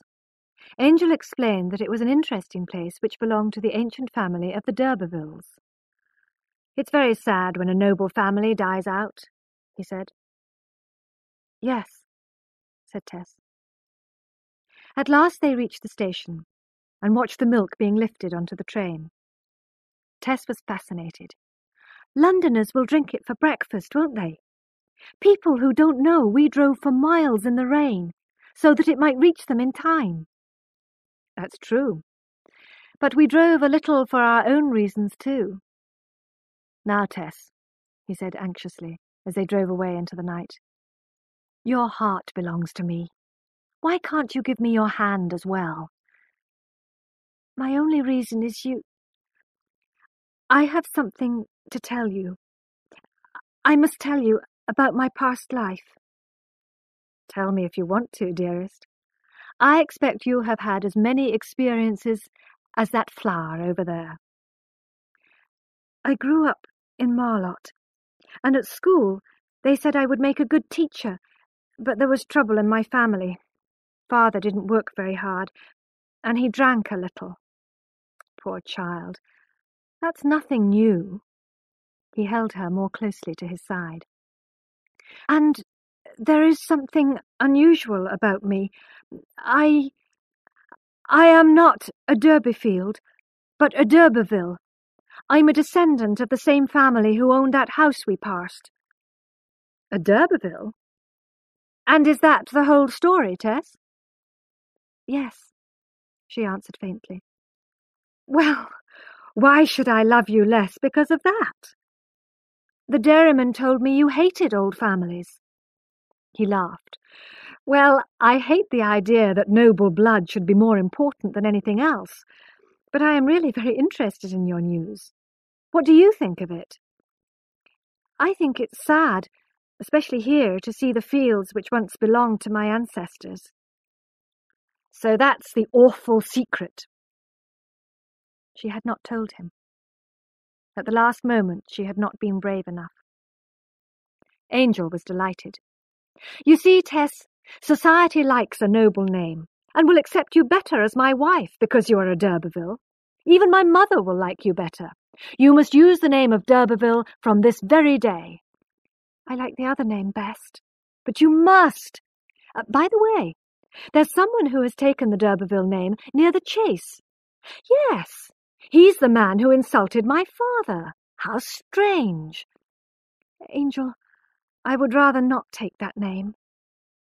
"Now then, Teresa d'Эрberville, I've got you.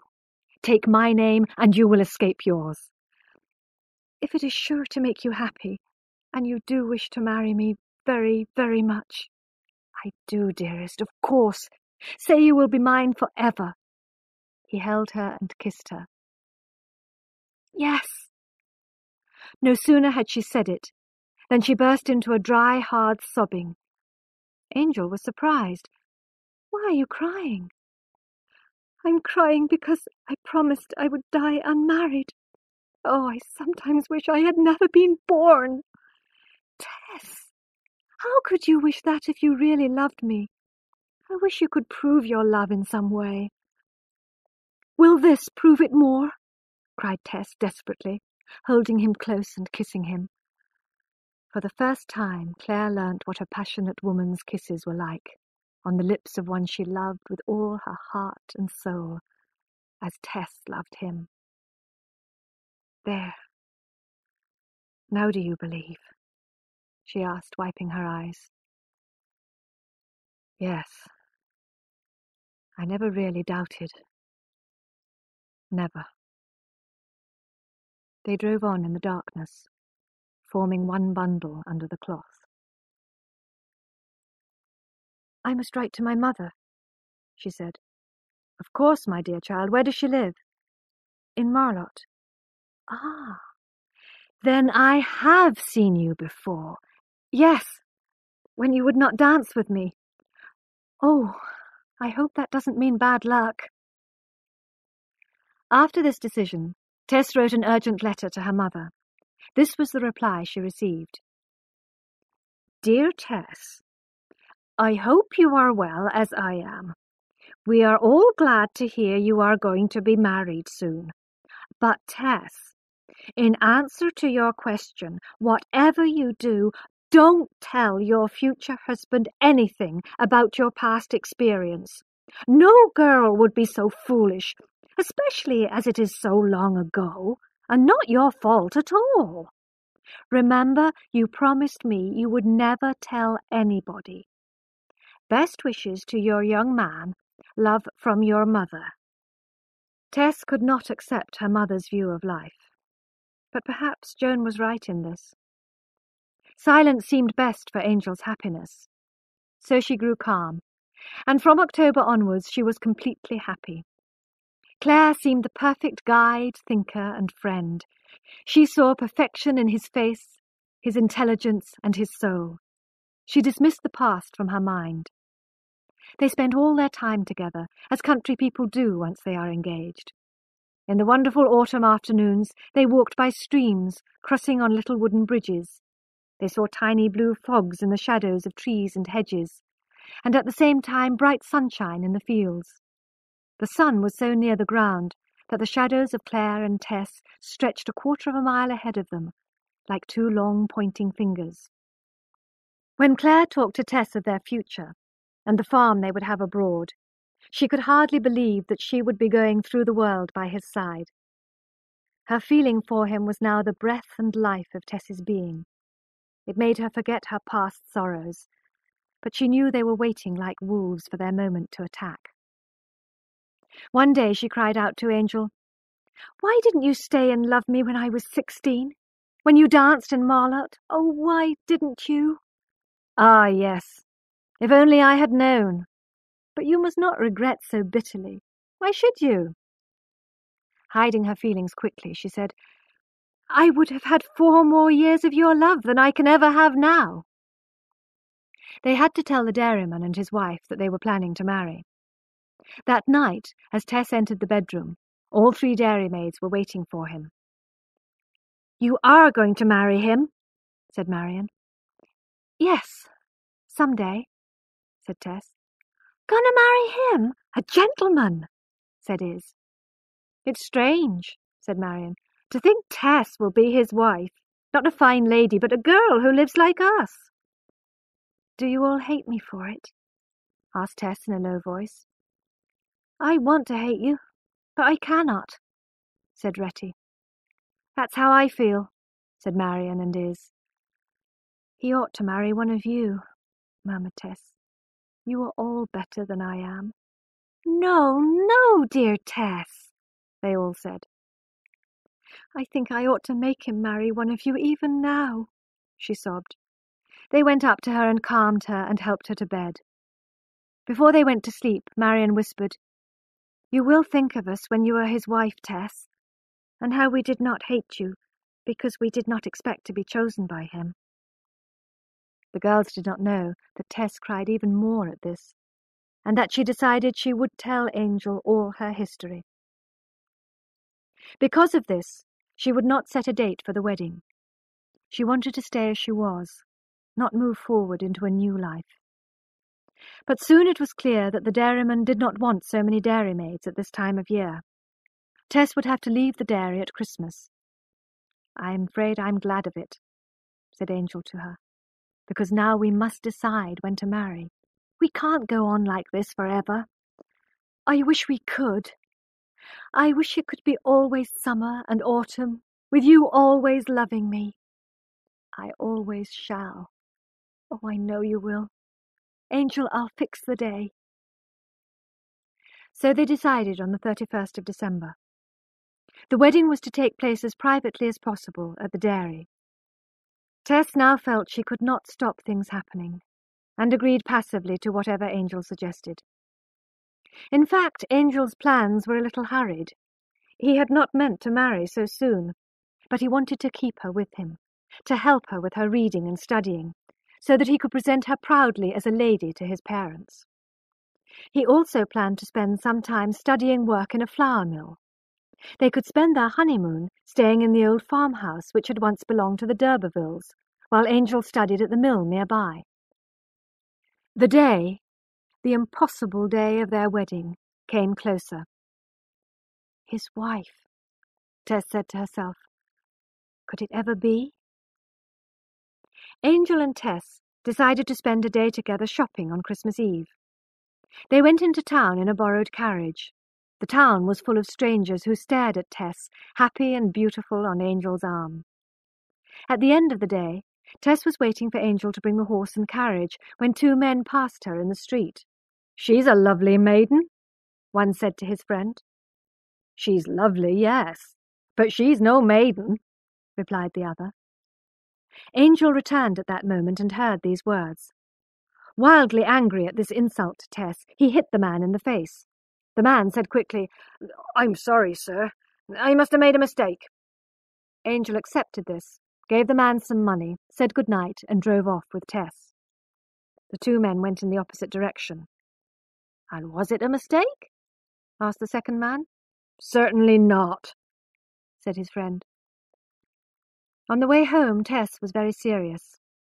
She felt she could not tell him the truth to his face, but there was another way. So she went to her room and wrote a 4-page letter describing exactly what had happened 3 or 4 years ago. In the night, she crept up to Angel's room and pushed the letter under his door. Next morning, she looked anxiously at him, but he kissed her as usual. He said nothing about the letter. Had he read it? Did he forgive her? Every morning and night he was the same, until finally the wedding day came. Tess had not invited her family from Marlott. Angel had written to his. His brothers had not replied, and his parents wrote that they hoped he was not hurrying into marriage, but that he was old enough to decide for himself. Angel did not mind, because he was planning to introduce Tess to them as a d'Urberville as well as a dairymaid, some months later. Tess was still worried about her confession, and left the crowd of busy people downstairs to creep silently up to Angel's bedroom. There she found her letter unopened, just under the carpet. He had not seen it. She could not let him read it now, in the middle of the preparations. She found him alone for a moment. "I must confess all my mistakes to you," she said, trying to keep her words light. "Not today, my sweet. We'll have plenty of time later on. I'll confess mine, too." "Then you really don't want me to?" "I don't, Tessie. Really." From now on, her one desire to call him husband, and then, if necessary, to die, carried her on. She moved in a cloud. There were few people in the church. At one point she let her shoulder touch Claire's arm to be sure that he was really there. It was only when she came out that she noticed the carriage they were driving back in. She felt she must have seen it in a dream. "Oh, maybe you know the story of the d'Urberville carriage," said Angel, "and this one reminds you of it. In the past, a certain d'Urberville committed a crime in his carriage, and since then d'Urbervilles see or hear the old carriage whenever... but it's rather depressing to talk about." "Is it when we are going to die, Angel? Or is it when we have committed a crime?" "Now, Tess." He kissed her, but she had no energy left. She was now Mrs. Angel Clare. But wasn't she really Mrs. Alexander d'Urberville? Later that afternoon they left the dairy. All the dairy people watched them leave, and Clare kissed the dairymaids goodbye. As he was thanking the dairyman, a cock crowed just in front of him. "That's bad," whispered the dairymen to each other, "when a cock crows at a husband like that." And they laughed together behind their hands. "Go away!" shouted Mr. Crick at the cock. Later he said to his wife, "Why did it have to crow at Mr. Clare like that?" "It only means a change in the weather," said Mrs. Crick. "Not what you think. That's impossible." Tess and Angel arrived at the old d'Urberville farmhouse. It was empty, although a woman came to cook and clean for them. They had their tea together, and Clare delighted in eating from the same plate as Tess. Looking at her, he thought, "Do I realize how important I am to this woman, and how I must look after her? I must never forget to think about her feelings." It started to rain as it grew dark outside. Finally a man arrived from the dairy with their bags. "I'm sorry I'm late, sir," he said, "but terrible things have been happening at the dairy. You remember the cock crowing? Well, whatever it means, poor little Retty Priddle has tried to drown herself." "What happened?" asked Angel. "Well, after you left, she and Marion walked from one public house to another, drinking. Retty was found in the river later on, and Marion was found drunk in a field." "And Iz?" asked Tess. "Iz is at home as usual, but very sad and depressed." As the man left, Tess sat sadly by the fire looking into it. They were simple, innocent girls who had not been loved. It was wicked of her to take all the love without paying for it. She would pay. She would tell, there and then. Angel was sitting beside her, holding her hand. Their faces were red in the firelight. "This morning," he said suddenly, "we said we would both confess our mistakes. I must tell you something and you must forgive me. Perhaps I ought to have told you before. I put off telling you, because I didn't want to lose you. Angel, I'm sure I'll forgive you." A wild hope was making Tess's heart beat faster. "Well, wait a minute. You know how much I believe in goodness and purity. But I myself, when I was in London years ago, did wrong with a woman I hardly knew. It lasted 2 days. I came home, and I have never done anything like it since. Do you forgive me?" "Oh, Angel, of course I do. And I'm almost glad, because now you can forgive me. I have a confession too." "Ah, yes. Well, confess, you wicked little girl. It can hardly be more serious than mine."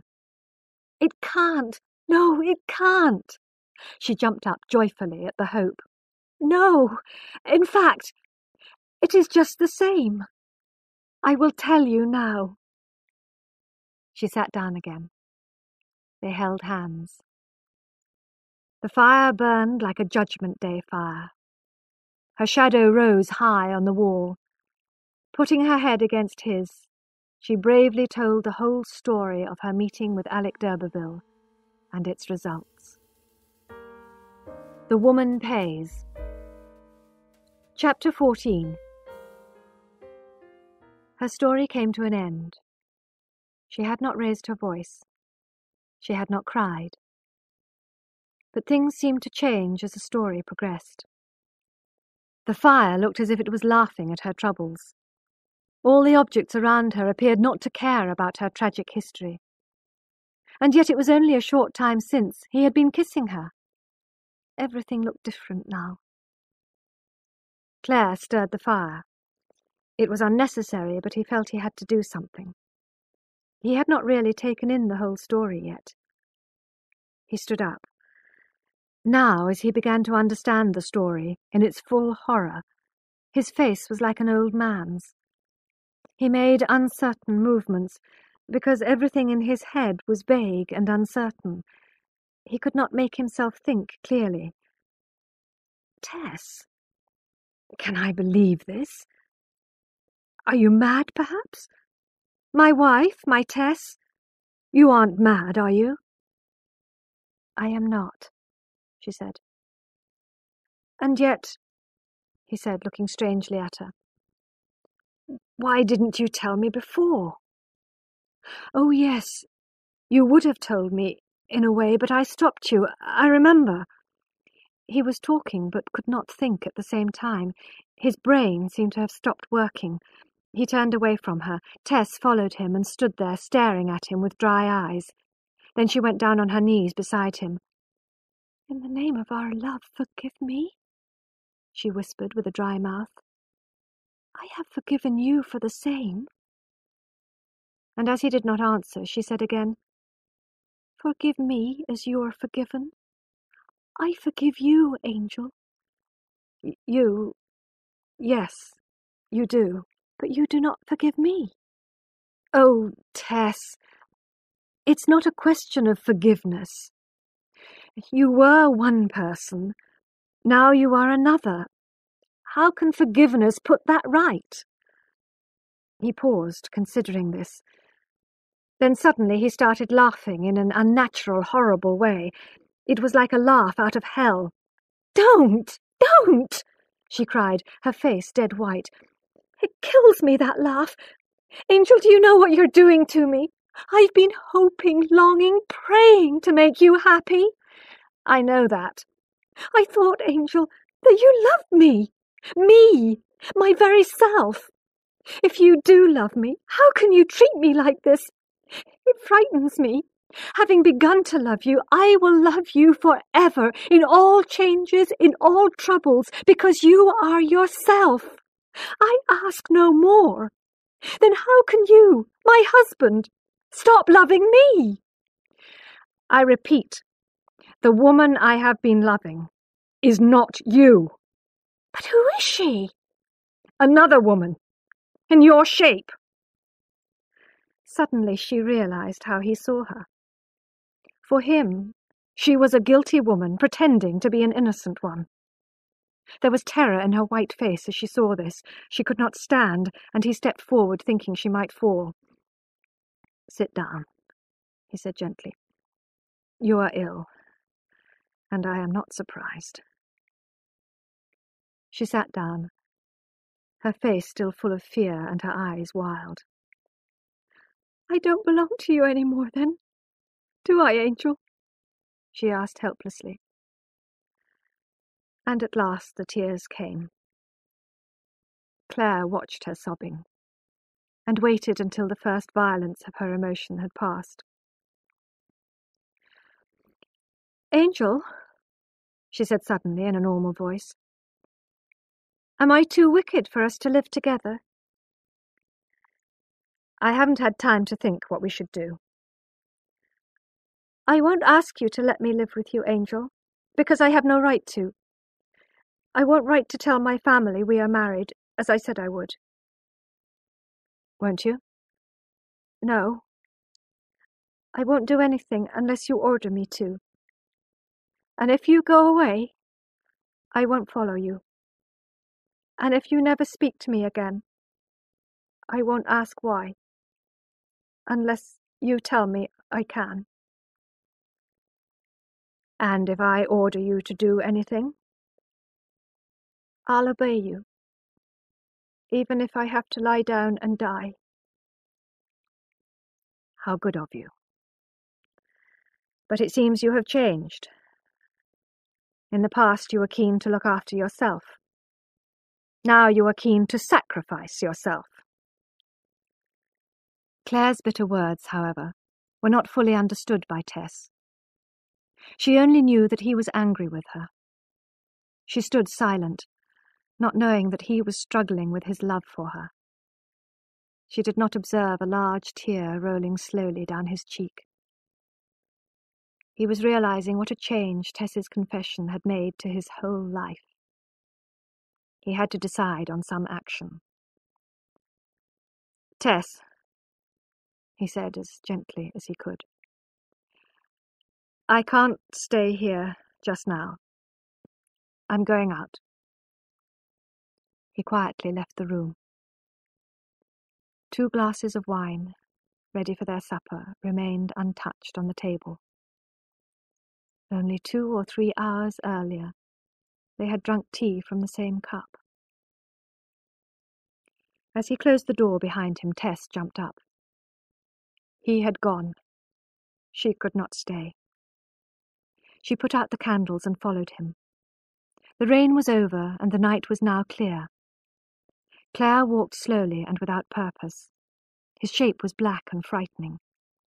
She walked just behind him. There was water on the road, where the stars could be seen reflected. Away from the house, the road went through the fields.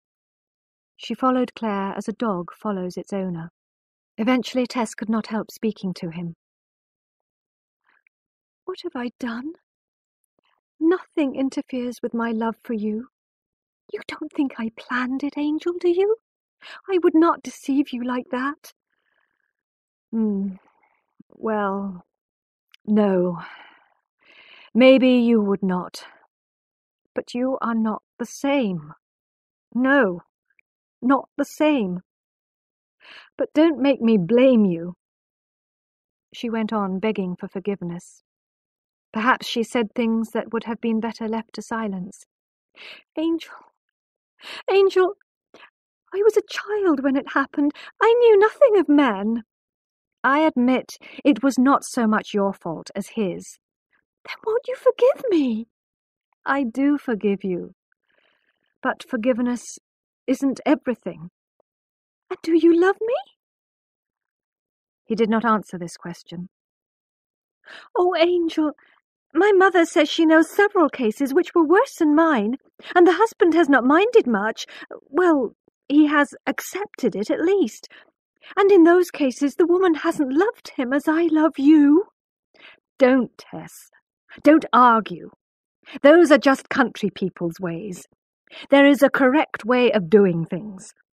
I think that parson who discovered you were a d'Urberville should have kept quiet. Perhaps you are weak and could not refuse this man because your ancient noble blood has run thin, because your family is no good any more.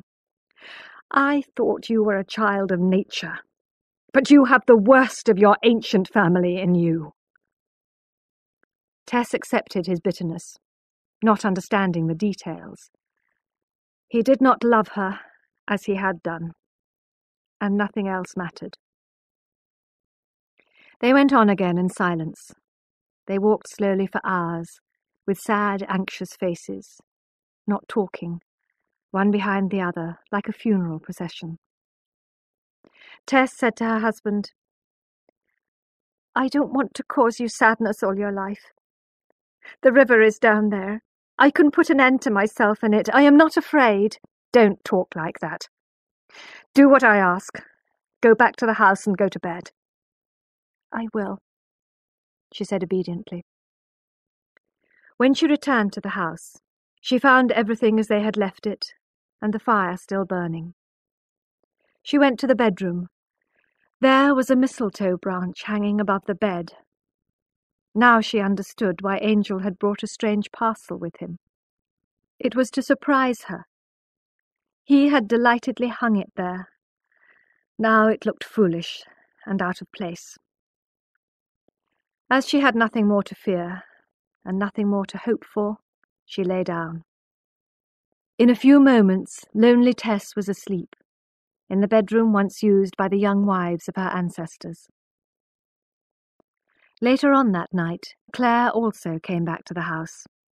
He prepared a bed downstairs, but crept shoeless upstairs to see if Tess was asleep. He was relieved to see her sleeping deeply. And yet he felt he alone had the whole worry of what action to take, and the responsibility for her life as well as his. He turned away from her door, and then turned back again, pulled by his love for her. But his eye was caught by a painting on the wall of one of Tess's ancestors, a proud, fierce woman, who looked as if she hated and wanted to deceive all men. He thought she and Tess looked alike. That was enough to stop him, and he went downstairs to his lonely bed. He looked calm and cold, full of self-control. His face showed he had fought against passion and won, but did not like being the winner. He still found it difficult to accept that Tess, the pure village maiden, was not what she seemed. How unexpected life could be. He put out the candle. The night came in, unconcerned and uninterested. The night which had swallowed up his happiness. Chapter 15. When Claire woke up the next morning, the sky was grey and the sun was not shining. The fireplace in the room was full of cold ashes. The 2 full glasses of wine still stood untouched on the table. When the cleaning woman came, he sent her away, not wanting a third person in the house. He found wood to make a fire and prepared breakfast. People passing the farmhouse saw the smoke rising from the chimney and envied the newly married couple in their happiness. "Breakfast is ready," he called upstairs in a normal voice. Tess came down immediately. She was already dressed, but her hands and face were cold. She had no fire in her bedroom, where she had been sitting waiting for his call and staring at the dying mistletoe. Claire's polite words gave her a moment of hope, which died, however, when she saw his face. They were both, in fact, the ashes of their former fires. After last night's passionate sorrow, they both felt heavy and lacking in energy. Tess went up to Angel, touching him lightly with her fingers. Was this really the man who once loved her? Her eyes were bright, her cheeks still round, but her lips were pale. She looked absolutely pure. Angel looked at her in wonder. "Tess, say it isn't true. It can't be true." "It is true. Every word, every word." He would almost have preferred her to lie, so that he could believe her blindly. But she repeated, It is true. Is he living? Asked Angel. The baby died. But the man? He is alive. Is he in England? Yes. Despair passed over Claire's face. He moved vaguely around the room. Look, he said, I thought, any man would have thought, that if I didn't look for knowledge, good family and wealth in a wife, if I sacrificed all that, I would be sure of finding a country girl who was at least pure, but I should not accuse you. Tess understood his feelings perfectly. She saw that he had lost in every way. Angel, I would not have married you if I had not known that, after all, there is a way out for you. Only, I hoped you would never... She was close to tears. A way out? You can divorce me. Good heavens! How can you be so stupid? How can I divorce you? Can't you? Now I have told you everything? Oh, Tess, you are so childish. You don't understand the law. No, I can't. There was shame and misery in Tess's face. I thought you could, she whispered. Don't think I planned this. I really believed you could take that way out. Oh, then I ought to have done it last night. But I didn't have the courage. That's just like me. The courage to do what? He asked. To put an end to myself. Where? In the bedroom, under your mistletoe, with a rope from my box. But I couldn't in the end. I was afraid that people would talk, and you would suffer from that. Claire was shaken by this unexpected confession. Now listen. You must never think of such a wicked thing again. Promise me, as your husband, never to do anything like that. I promise. I see it was wicked, but Angel, it was to set you free, and to avoid a divorce which everyone would talk about. But dying by my own hand is too good for me. You, my husband, should kill me. I think I would love you more, if that were possible, if you could bring yourself to do it. I am so much in your way. Quiet. Don't talk about it. Well, just as you wish. I will do whatever you like. They sat down to breakfast, tired and sad. They did not look at each other, and they did not eat much. Angel left soon afterwards to start his studies at the flour mill nearby. Tess cleared the ashes from the fireplace, cleaned the house and prepared the lunch, waiting for his return. At lunch they talked politely of work at the flour mill and methods of milling. In the afternoon he went back to the mill, and in the evening he studied his books and papers.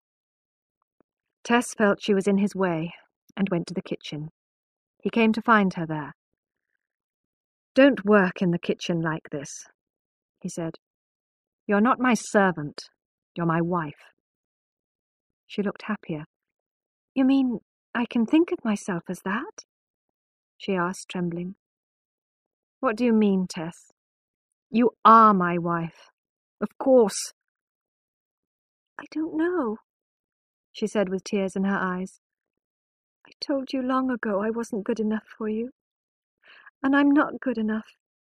I was right, but you persuaded me. She turned her back on him, sobbing as if her heart would break.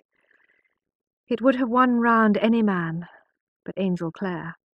Deep in him lay a hard logic, which had resisted the church and now resisted Tess. She accepted his treatment of her as being what she deserved.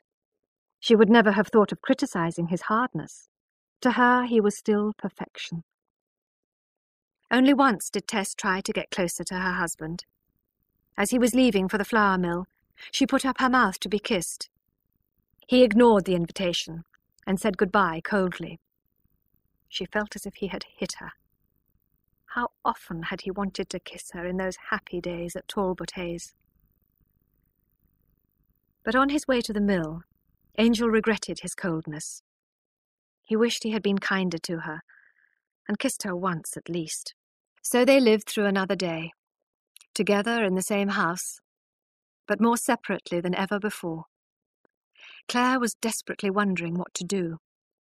Tess no longer even hoped for forgiveness. That evening she said bravely, "I suppose you aren't going to live with me long, are you, Angel?" She found it difficult to control the muscles of her face. "No. How can we live together as man and wife, while that man lives? He is your natural husband, I'm not. If he were dead, that might be different. Anyway, have you thought of the future? Have you thought we might have children? They would find out about this. Everybody would talk about it. Can you imagine them growing up under a cloud like that? They would hate you for it." Tess's head was bent. Her eyes felt so heavy they were almost closed. "No, I can't ask you to stay with me," she whispered. "I hadn't thought of it like that." She had hoped, as women do, that living together for a time would break down his coldness. Being near him every day was her only hope of winning him back. But she had never imagined she might have children who would reject her. She now remembered how she had criticized her mother for bringing babies into the world without being able to look after them. She realized that she might have made the same mistake as Joan Darbeifield. She completely accepted Angel's argument. She could have argued that if they went as planned to farm in another country, nobody would know about her past. But perhaps she was right not to argue. A woman knows not only her own sorrow, but also her husband's. He might keep the bitterness alive in his heart, even if nobody knew or talked about it at all. She had lost. On the third day, she said, "I accept what you say. We must separate. But what can you do?" "I can go home." Claire had not thought of that. "Can you really?" "Yes. If I am with you all the time, I may persuade you to stay against your better judgment. Then you and I would both be sorry. I must go." "Right," said Angel. His face was pale, but his voice was determined. Tess was slightly shocked. He had agreed so quickly to her generous offer. "I didn't like to suggest it," he said. "But as you have, I think it's a good idea to part, at least for a while. God knows, we may come together again one day." So they both prepared to leave the following day. That night, Tess was woken by a noise in the house. At first she thought Angel was coming to her bedroom, and her heart beat wildly with joy. But then she saw his eyes staring emptily ahead of him, and knew he was walking in his sleep. He came to the middle of her room and said very sadly, "Dead, dead, dead. Poor darling Tess. So sweet, so good, so pure. My wife, dead." These words, which he would never say when awake, were very sweet to Tess. She would not have moved to save her life. She lay in absolute stillness, trying not to breathe, wondering what he was going to do with her. Her trust in him was complete. He picked her up and carried her to the stairs. Was he going to throw her down? She knew he was leaving her the next day, perhaps forever. She almost hoped they would fall and die together. He continued downstairs, taking her out of the house towards the river. She had given herself totally up to him, and did not care what happened to her, as long as she was with him. They arrived at a place where the river was fast and deep, and Angel started to cross it on the narrow footbridge, still holding Tess. Perhaps he wanted to drown her. Even that would be better than separation.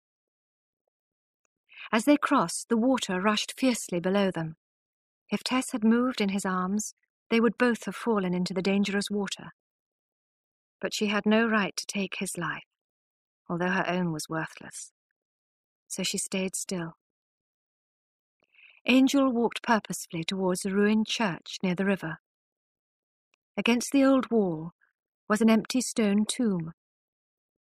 In this he carefully laid Tess, and kissing her lips, sighed deeply and happily.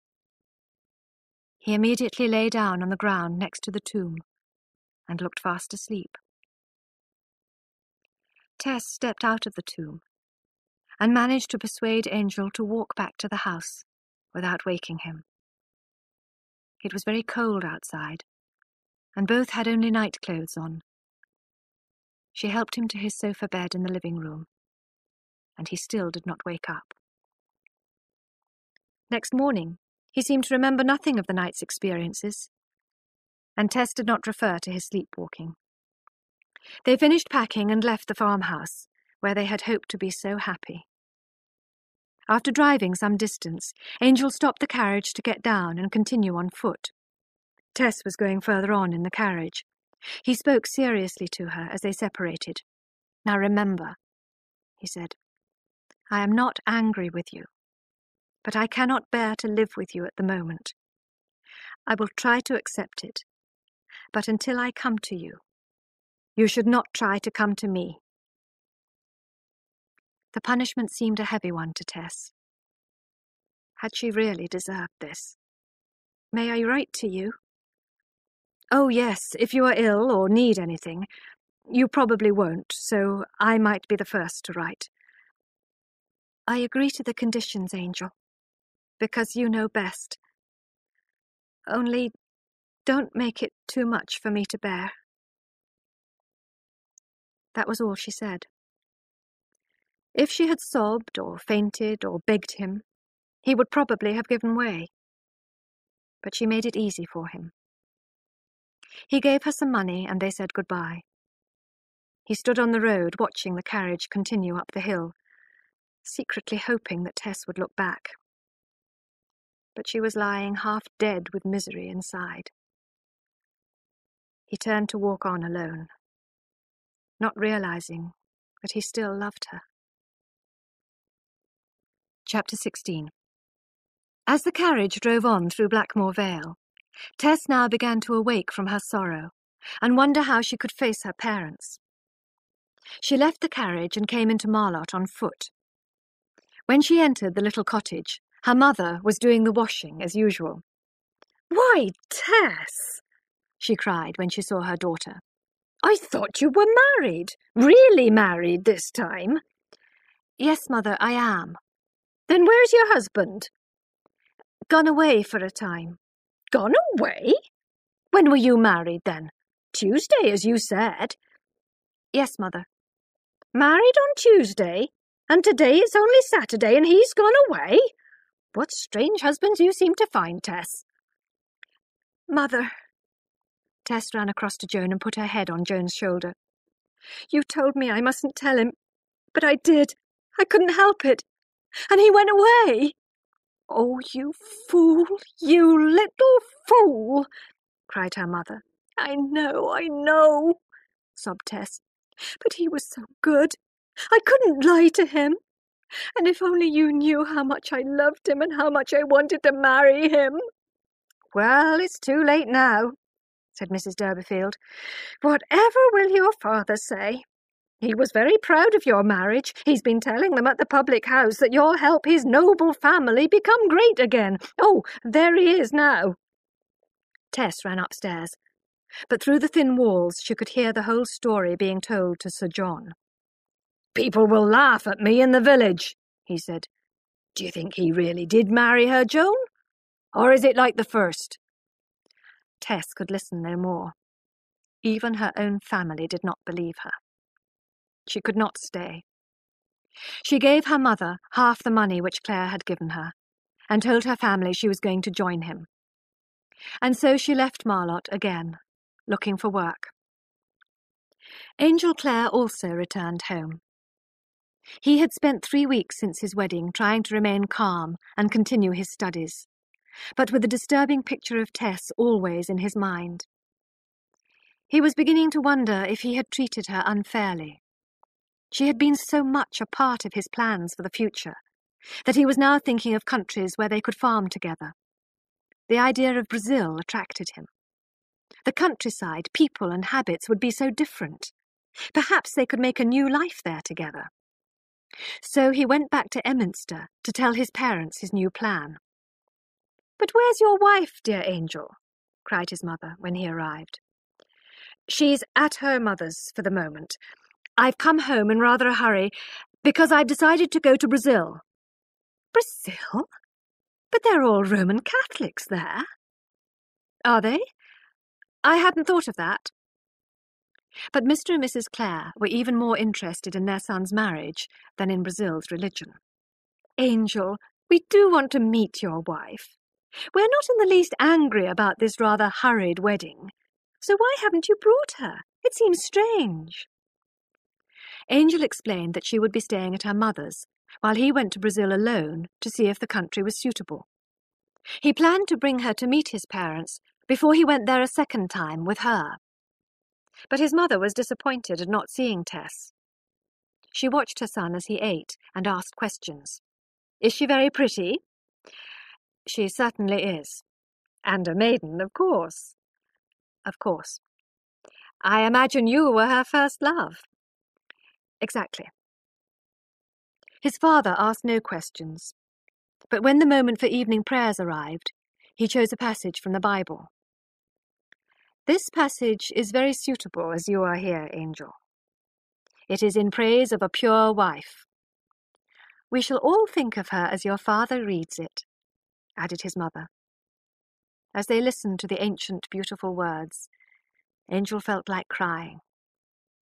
His mother said, "You see, Angel, the perfect woman, the Bible tells us, is a working woman, not a fine lady, a girl just like your wife, a girl who uses her hands and heart and head for others. I wish I could have met her, Angel. As she is pure, she is fine enough for me." Clare's eyes were full of tears. He quickly said good night and went to his room. His mother followed and stood at his door, looking anxiously at him.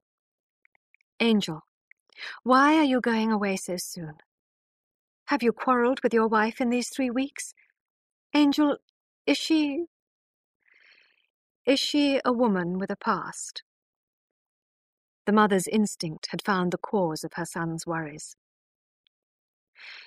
"She is totally pure," he replied, and felt that he had to tell that lie, even if he went to hell there and then for it. "Then never mind the rest. There are few better things in nature than a pure country girl." Clare felt furious with Tess, because she had forced him to deceive his parents. Then he remembered her sweet voice, and the touch of her fingers on his face, and her warm breath on his lips. But this well-meaning young man, despite his advanced ideas, was still limited in his thinking. He could not see that Tess was in character as pure as the pure wife in the Bible. The next day, Clare left Emminster and began to prepare for his journey to Brazil. One day, returning from doing some business with a farmer, he happened to meet one of the dairymaids from Talbot Hayes, Is Hewitt. He knew her secret. She was an honest girl who loved him, and who might have made as good a farmer's wife as Tess.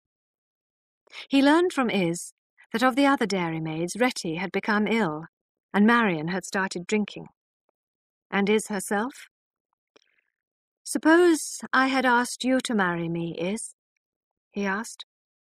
"I would have said yes, and you would have had a woman who loved you." A wild anger took hold of Clare. Society and its rules had trapped him in a corner. Why shouldn't he take his revenge on society? "I am going to Brazil, Is, without Tess. We have separated for personal reasons. I may never be able to love you, but will you come with me?" "Yes, I will," said Iz after a pause. "You know it's wrong in the eyes of the world, don't you? Do you love me very much? More than Tess?" "I do. Yes, oh, I do love you. But not more than Tess. Nobody could. She would have laid down her life for you." Claire was silent. A sob rose inside him. He heard Izzy's words again and again in his head. She would have laid down her life for you. "I'm sorry, Iz," he said suddenly. "Please forget what I said just now. I must be mad." "Oh, please take me. Oh, I shouldn't have been so honest," sobbed Iz. "Iz, by your honesty, you have saved me from doing something wicked. Thank you for that, and please forgive me." And so Angel said goodbye to the miserable girl. But he did not turn towards Tess's village. He continued with his plan, and 5 days later left the country for Brazil. And so the months passed. Tess found occasional dairy work for the spring and summer. She sent all Angel's money to her family, who as usual had many expenses and hardly any income. She was too proud to ask Angel's family for more money. That winter she went to work at another farm, where Marion was working. Here the earth was poor, and the work was difficult. But Tess did not mind the hard work in the fields. As she and Marion dug out the vegetables in the pouring rain, they talked of tallbottes, and of the sunny green fields, and of Angel Clare. Tess did not tell Marion everything, so Marion could not understand why the couple were apart. They wrote to Iz, asking her to join them if she had no other work. It was the coldest winter for years, but Tess and Marion had to go on working in the snow. Tess realized that the farmer was the same Trantridge man who had recognized her in the market town and had been knocked down by Angel. He made her work twice as hard as the others. When Iz came, Tess saw her whispering to Marion. Tess had a feeling it was important. "Is it about my husband?" she asked Marion later. "Well, yes. Iz said I shouldn't tell, but he asked her to run away to Brazil with him." Tess's face went as white as the snow on the ground. "What happened?" "He changed his mind, but he was going to take her." Tess burst out crying. "I must write to him. It's my fault. I shouldn't have left it to him. He said I could write to him. I've been neglecting him." But in the evening, in her room, she could not finish her letter to him. She looked at her wedding ring, which she wore round her neck in the day, and kept on her finger all night. What kind of husband would ask Iz to go to Brazil with him, so soon after parting from his wife? But this new information made her think again of visiting Angel's family in Emminster. She wanted to know why he had not written to her.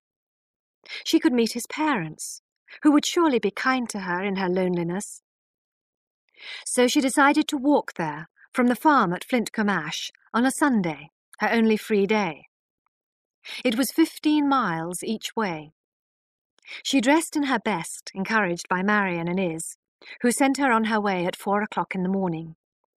The girl sincerely loved Tess and wished for her happiness.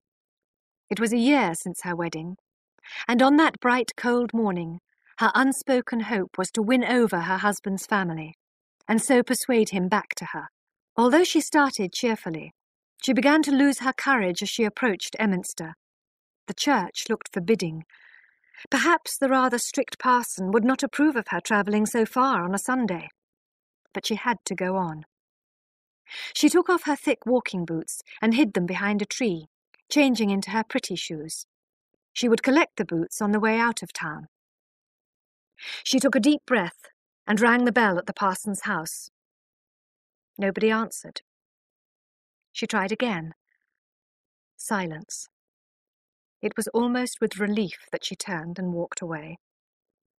Then she suddenly remembered that they must all be at church. So she waited in a quiet part of the street until people began to stream out of church. She immediately recognized Angel's brothers and even overheard some of their conversation. Poor Angel, one of them said. There's that nice girl Mercy Chant. Why on earth didn't he marry her instead of rushing into marriage with a dairymaid? It's certainly very strange, but his ideas have always been most odd. They joined Mercy Chant as she came out of church, and walked together along the road Tess had walked into Emminster. Look, here's a pair of old boots, said one of the brothers, noticing Tess's boots behind the tree.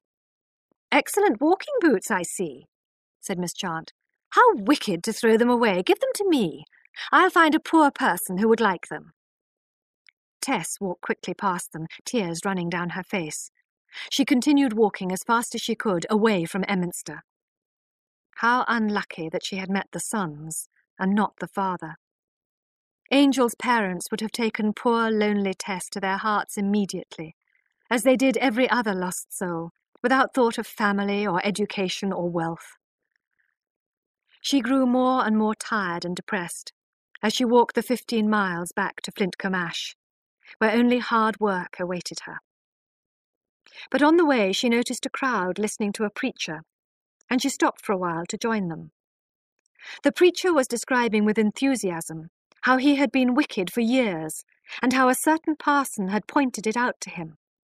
This had gradually turned him from wickedness. But Tess was more shocked by the voice than the words. She moved round behind the crowd to look at his face. As the afternoon sun shone full on him, she recognized Alec d'Ërberville. A Changed Man, Chapter 17. This was the first time she had seen or heard of d'Ërberville since she had left Trantridge, and although he stood there openly as a preacher, as a religious man, she still felt afraid of him. He had changed his clothes, his hair, his moustache, and his expression. But could she really believe that he had changed his most secret thoughts and beliefs? As soon as she recovered from her surprise, she moved away so that he would not notice her. But he suddenly caught sight of her, and the effect on him was electric. His enthusiasm faded, his voice hesitated, his lips trembled, his eyes dropped in confusion. Tess walked rapidly away along the road. However, as she walked, she felt he must be looking at her back as she walked away. And now she knew she could never escape the past as she had hoped. Reminders of her past would surround her until she died. As she walked uphill, she heard footsteps behind her, and turning saw that it was the one person in the whole world she did not want to meet this side of the grave. "Tess," he said, "I'm Alec d'Ërberville." "I see you are," she said coldly. They walked on together. "You may wonder why I'm following you. Well, I feel you are the person I would most like to save from hell, so I have come to do that." "Have you saved yourself?" Tess asked bitterly. "God has done it all, not me. I must tell you how I came to believe in him. Have you ever heard of the parson of Emminster, old Mr. Clare? A very strict, sincere man." "I have," said Tess. "Well, he came to Trantridge once and tried to show me how wicked my life was. I insulted him at the time, but later my mother died, and somehow I began to think about what old Mr. Clare said. Since then, my one desire has been to help others to understand God too." "Don't go on," cried Tess. "I can't believe in such a sudden change. I almost hate you for talking to me like this, when you know how you've ruined my life. You enjoy yourself for a while, and then you make sure of your place in heaven." As she spoke, she looked him full in the face with her great, beautiful eyes. "Don't look at me like that," said Alec. "Your eyes remind me of, well, women's faces have too much power over me. Don't look at me. It might be dangerous for you." Eventually they came to a crossroads, where a strange stone stood.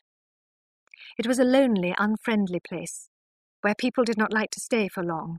Alec stopped here. "I must go to the right here. I'm preaching at 6 this evening." Tell me, how has your life been since we last met? Tess told him about the baby. Alec was shocked. You should have told me. But before we part, come, put your hand on this stone. It was once a holy cross. I'm afraid of your power over me. Swear on the cross that you will never tempt me into wickedness. Good God! How can you ask such an unnecessary thing? I don't want to see you ever again. No, but swear it. Tess placed her hand on the stone and swore. I shall pray for you, called Alec as he walked away. Who knows? We may meet again. Tess went on her way feeling upset, and soon met a man on the road.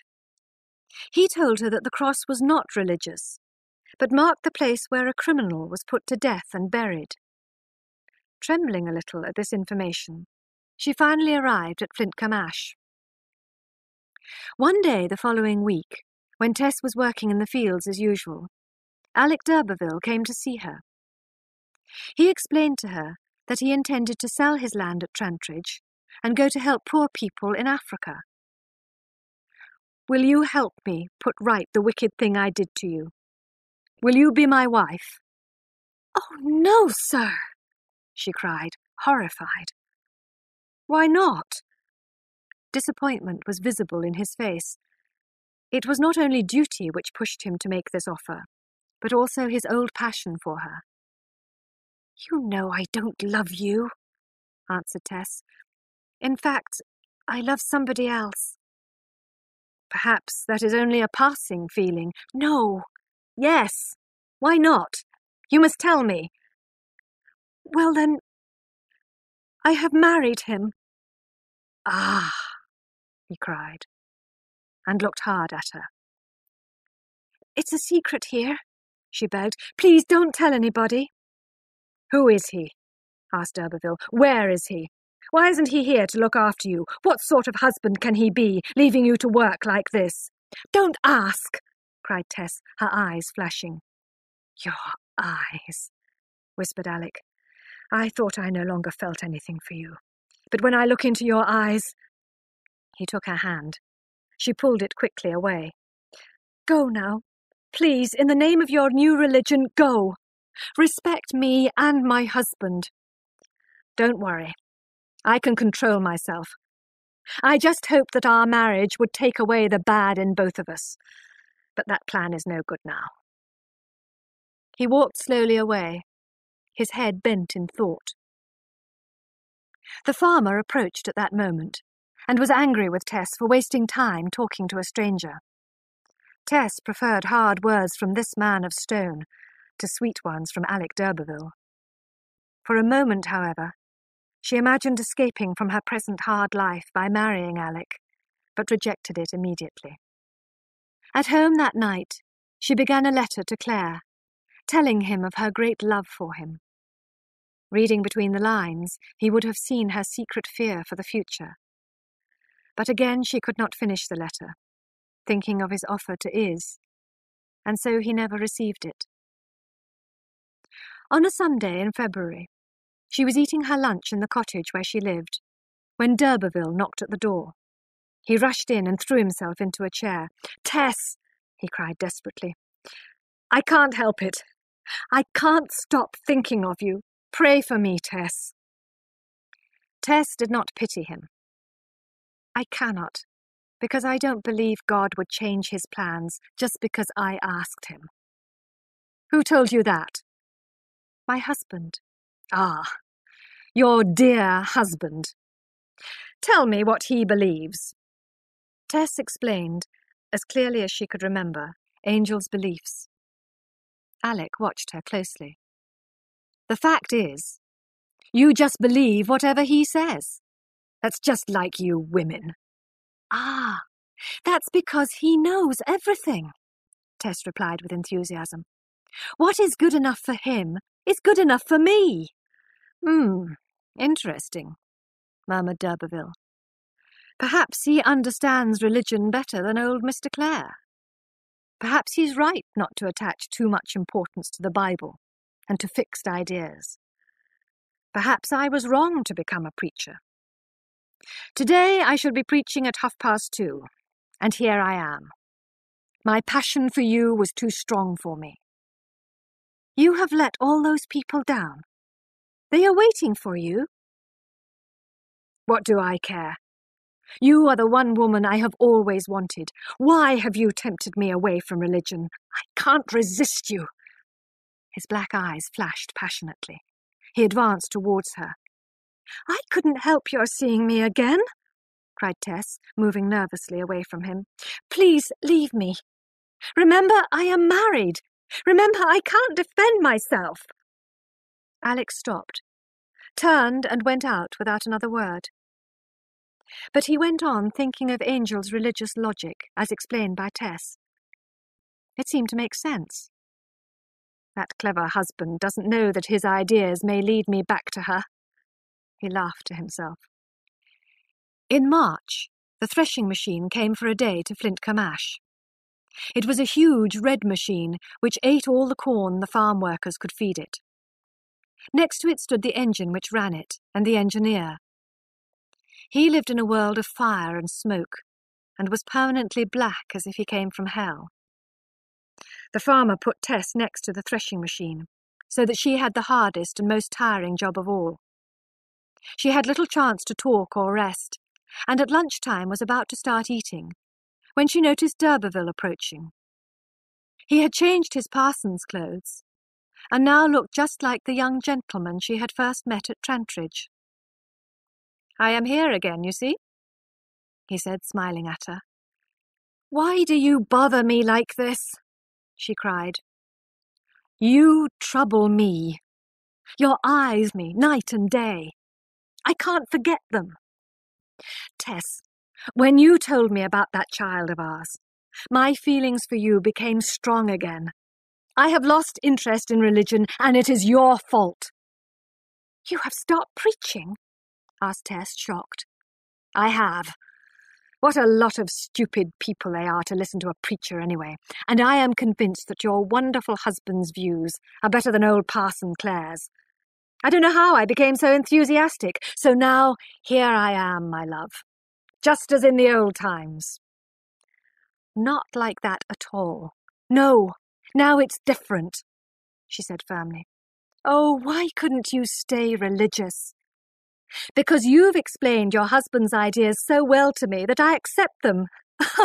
But seriously, Tess, you need help. I am here, and this husband of yours is not. Come with me. My carriage is waiting the other side of the field. You have tempted me. Now share my life forever. He put an arm round her waist. Tess was red with anger, but said nothing. She picked up a heavy leather glove and hit him in the face with it. It was an action which her ancestors must have often practiced. Alec jumped up and wiped the blood from his mouth. Remember one thing, he said angrily, only just controlling himself as he held her by the shoulders. Remember, my lady, if you are any man's wife, you are mine. I will have you again. I'll come back for an answer later on. So he left, and the farm workers started the afternoon's threshing.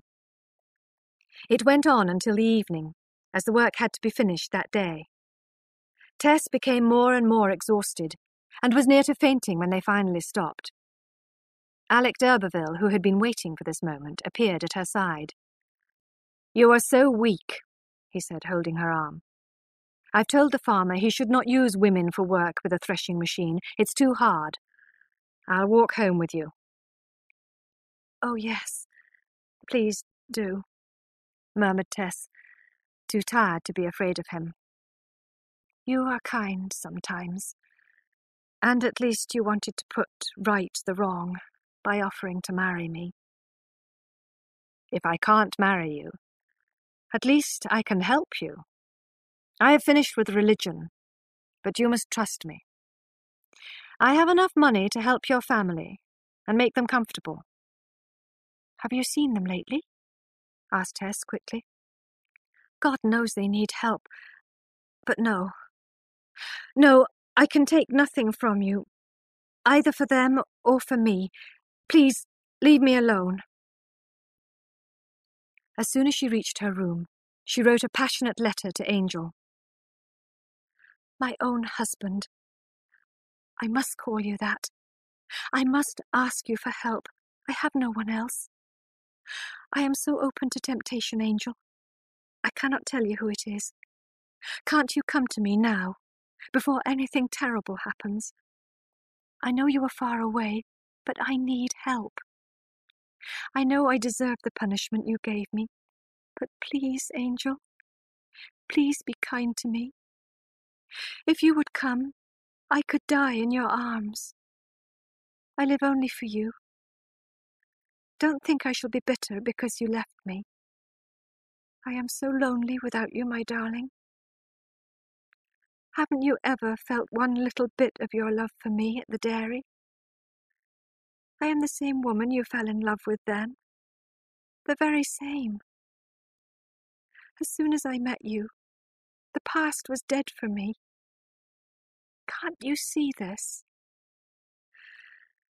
How silly I was to trust that you would always love me. I ought to have known I couldn't be so lucky. People say I am still rather pretty, Angel, but I don't care about my looks because you are not here. If you won't come to me, could I come to you? I'm so worried. I'm afraid I may fall into some wicked trap. Save me from what threatens me. Your faithful, heartbroken Tess. Chapter 18. This desperate cry for help eventually arrived at the parson's house in Emminster. Old Mr. Clare was pleased. I think this letter is from Angel's wife. I hope this will bring him home more quickly.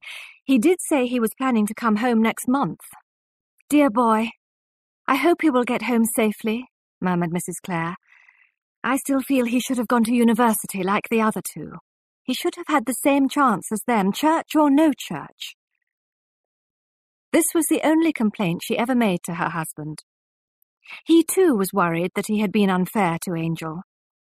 They blamed themselves for this unfortunate marriage. If Angel had studied at Cambridge, he would never have become a farmer and married a country girl. Still, his more recent letters showed that Angel was planning to come home to fetch her.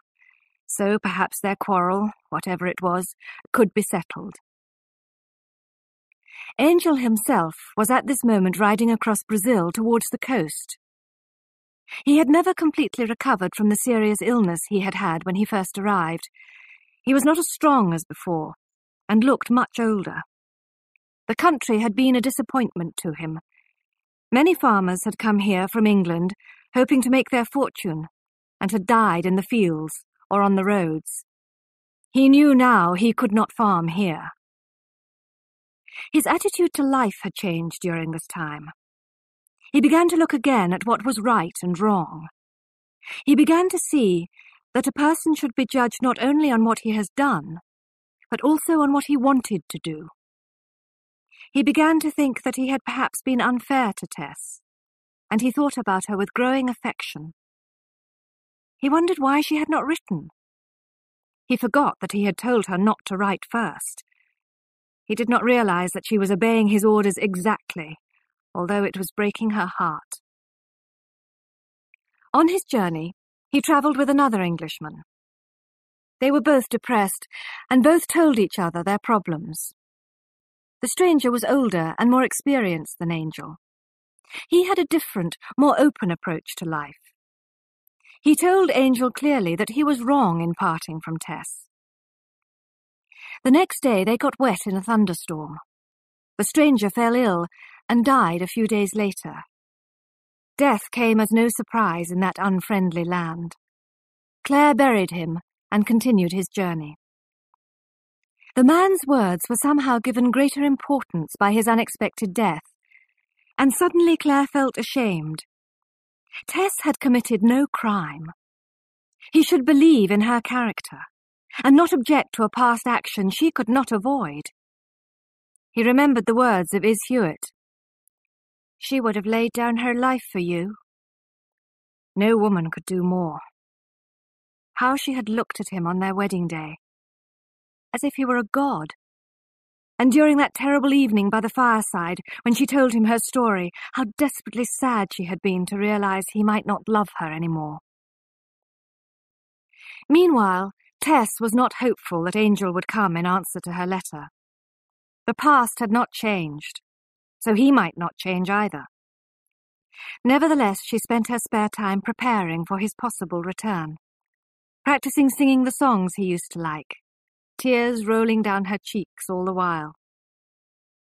One evening, she was in the cottage as usual, when there was a knock at the door.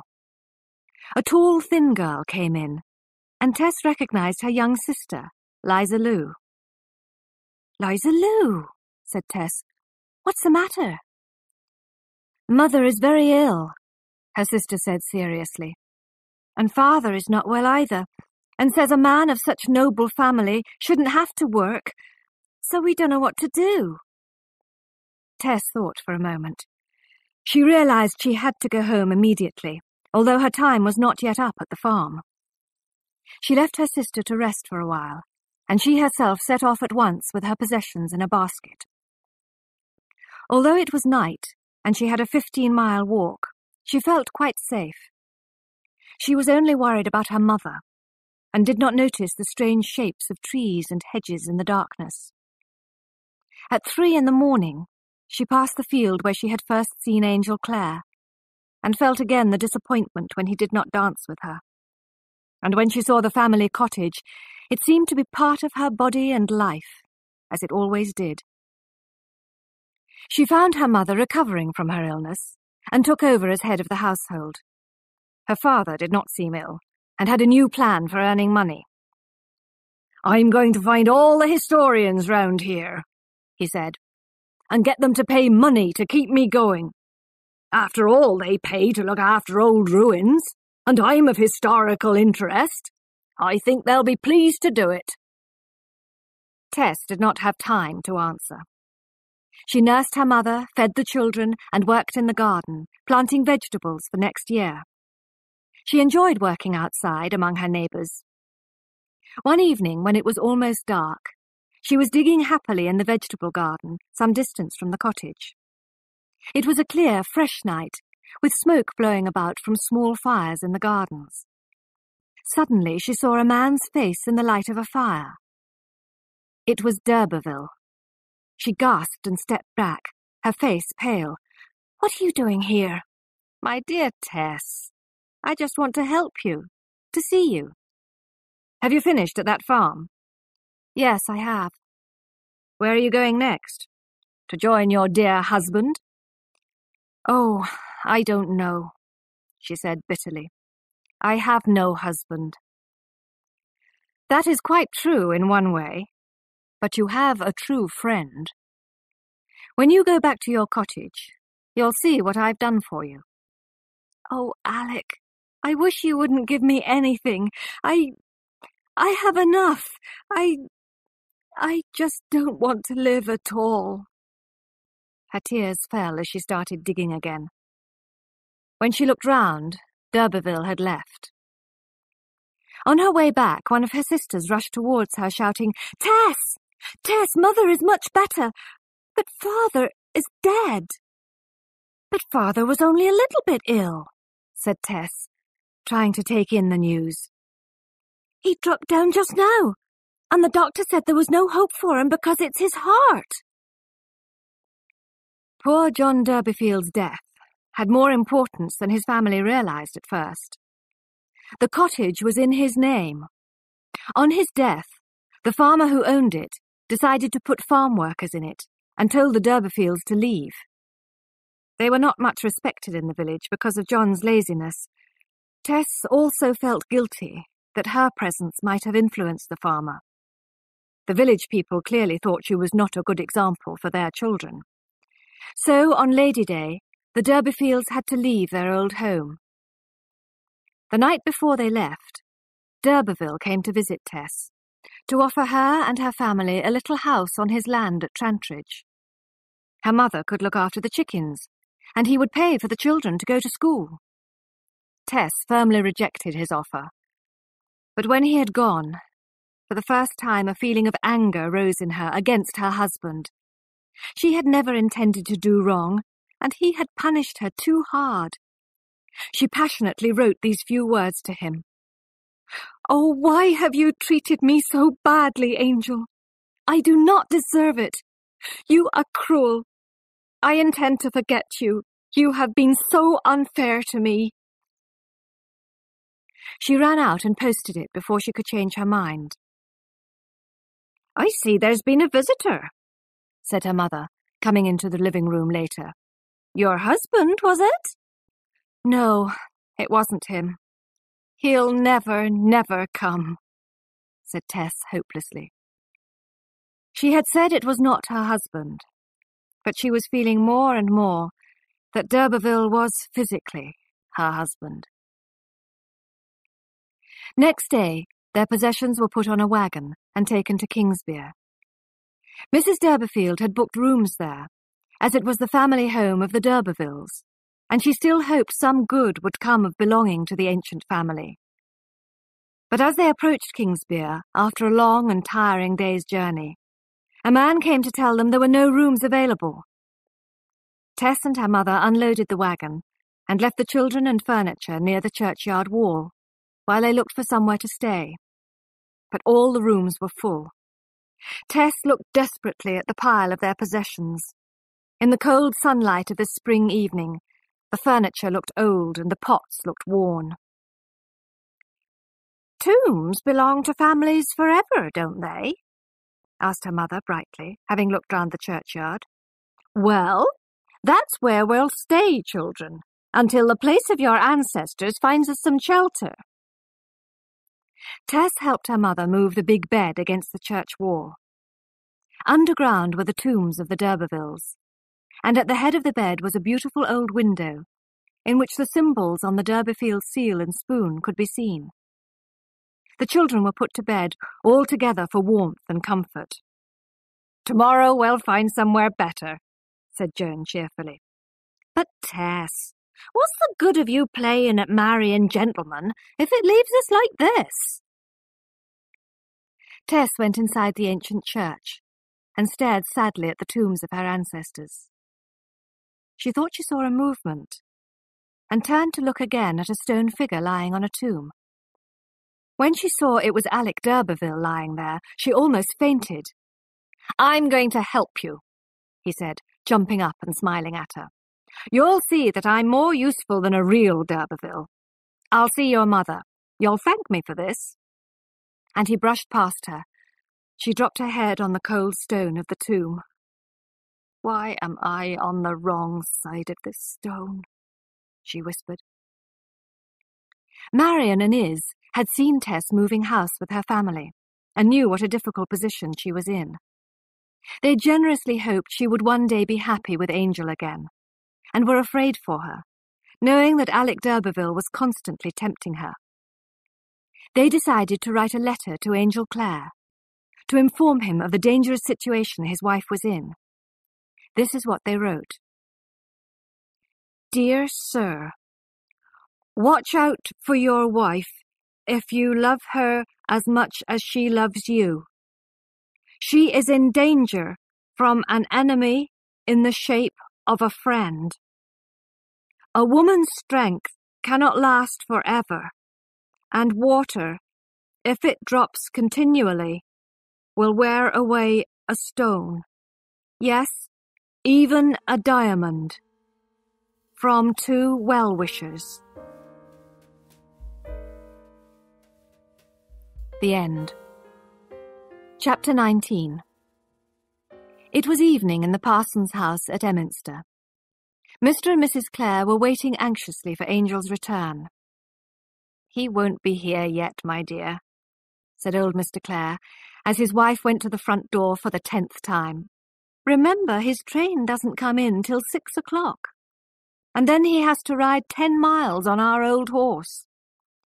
"But he used to do it in an hour," said his wife impatiently. Both knew it was useless to talk about it. and the only thing to do was wait. When they heard footsteps, they rushed outside to meet the shape in the darkness.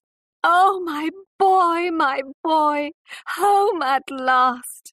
cried Mrs. Clare, who at that moment cared no more for Angel's lack of religion than for the dust on his clothes. What woman, in fact, however firm her beliefs, would not sacrifice her religion for her children? Nothing was more important to Mrs. Clare than Angel's happiness. But as soon as they reached the living room, she saw his face clearly in the light of the candles. She gave a cry and turned away in sorrow.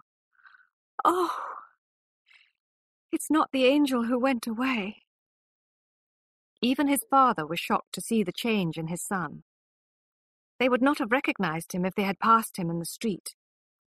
The cruel climate and hard work had aged him by 20 years. He was like a shadow, thin and bony, with no spring in his step and no enthusiasm in his eyes. "I was ill over there," he said, noticing his parents' concern. He had to sit down, being weak after his journey. "Has any letter come for me?" he asked eagerly. "The last one—" "From your wife?" "Yes. I didn't get it until very recently, as I was travelling. If I had received it earlier, I would have come sooner." They gave him a letter that had been waiting for his arrival. Angel read it rapidly. It was Tess's last letter, short and desperate. "Oh, why have you treated me so badly, Angel? I do not deserve it. You are cruel. I intend to forget you. You have been so unfair to me." "It is all quite true," cried Angel hopelessly, throwing down the letter. "Perhaps you will never take me back." "Angel, don't worry so much about a country girl," said his mother, anxious about her son's state of mind. "You know, I've never told you, but she is actually a descendant of one of the oldest, noblest families in England, a d'Эрberville, in fact. And do you know why I left her? How could I be so narrow-minded? I left her because I discovered she was not the pure country girl I thought. She had been seduced by a so-called gentleman, but it wasn't her fault. And I know now that her whole character is honest and faithful. I must get her back." After this outburst, Angel went to bed early and thought about the situation. In Brazil, it had seemed easy to rush straight back into Tess's loving arms whenever he chose to forgive her. However, now he knew she was angry with him for leaving her for so long. He admitted she was right to be angry. So he decided to give her time to think about their relationship, and wrote to her at Marlott, instead of going to see her. To his surprise, he received in reply a note from her mother. "Dear Sir, my daughter is not with me at the moment, and I don't know when she'll come back. I will let you know when she does. I cannot tell you where she is staying. We don't live in Marlott any more. Yours, J. Darbeyfiled." At first, Claire decided to wait for further information from Tess's mother. But then he reread the letter sent on to him in Brazil, written from Flintcomb-Ash. "I live only for you. Don't think I shall be bitter because you left me. I am so lonely without you, my darling. Haven't you ever felt one little bit of your love for me at the dairy? I am the same woman you fell in love with then, the very same. As soon as I met you, the past was dead for me." He was so touched, he felt he must go immediately to find her, however angry she and her family might be with him. While he was packing, the letter from Iz and Marion arrived, and made him hurry even more. His search for Tess took him first to Flintcomb-Ash, where he discovered she had never used her married name. He began to realize, too, what hardship she had suffered, rather than ask his family for money. Next he travelled to Marlott, but found the D'Urberville cottage occupied by others. As he left the village, he passed the field where he had first seen Tess at the dance. He could not bear to see it, because Tess was not there. In the churchyard, he saw a new headstone, on which was written, "In memory of Joan Darbeyfiled, rightly d'Эрberville, of the once powerful family of that name, and direct descendant of Sir Pagan d'Эрberville, died March the 10th, 1800 and..." A gravedigger noticed Clare looking at it and called to him. "Ah, sir, that man didn't want to be buried here, but in his ancestors' tombs at Kingsbere." "So why wasn't he buried there?" "No money. In fact, sir, even this headstone has not been paid for." Clare went immediately to pay the bill for the stone, and set out towards Shaston, where he found Mrs. Darbeyfiled and her children living in a small house. She seemed embarrassed to see him. "I'm Tess's husband," he said awkwardly. "I want to see her at once. You were going to write and tell me where she is. Is she well?" "I don't know, sir, but you ought to." "You're right. I ought to know that about my own wife. Where is she?" Mrs. Darbeyfiled would not reply. "Do you think Tess would want me to try and find her?" "I don't think she would." He was turning away, and then he thought of Tess's letter. "If you would come, I could die in your arms. I live only for you. I am so lonely without you, my darling." He turned back. "I'm sure she would," he said passionately. "I know her better than you do." "I expect you do, sir, for I have never really known her. Please, Mrs. Darbeyfiled, please tell me where she is. Please be kind to a miserable, lonely man." There was a pause after this cry from the heart. Finally, Tess's mother replied in a low voice, "She's at Sandbourne." "Thank you," he said, relieved. "Do you need anything?" "No, thank you, sir," said Joan Darbeyfiled. "We are well provided for." Clare took the train to Sandbourne.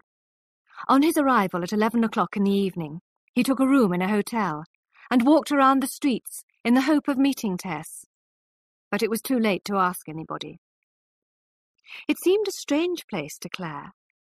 It was a bright, fashionable holiday town, with parks, flower beds, and amusements. This new town, a product of modern civilization, had grown up near the ancient Egdon Woods, where the paths over the hills had not changed for 1,000 years.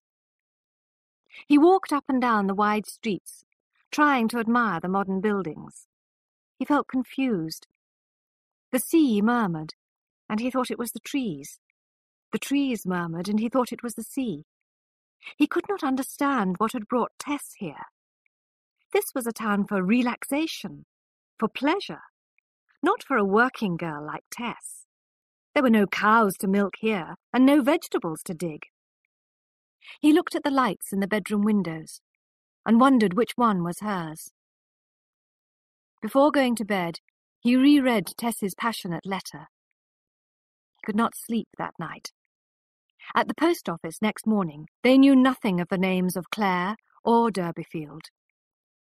"But there is a name of d'Эрberville at Mrs. Brooks," said the postman. "That's it!"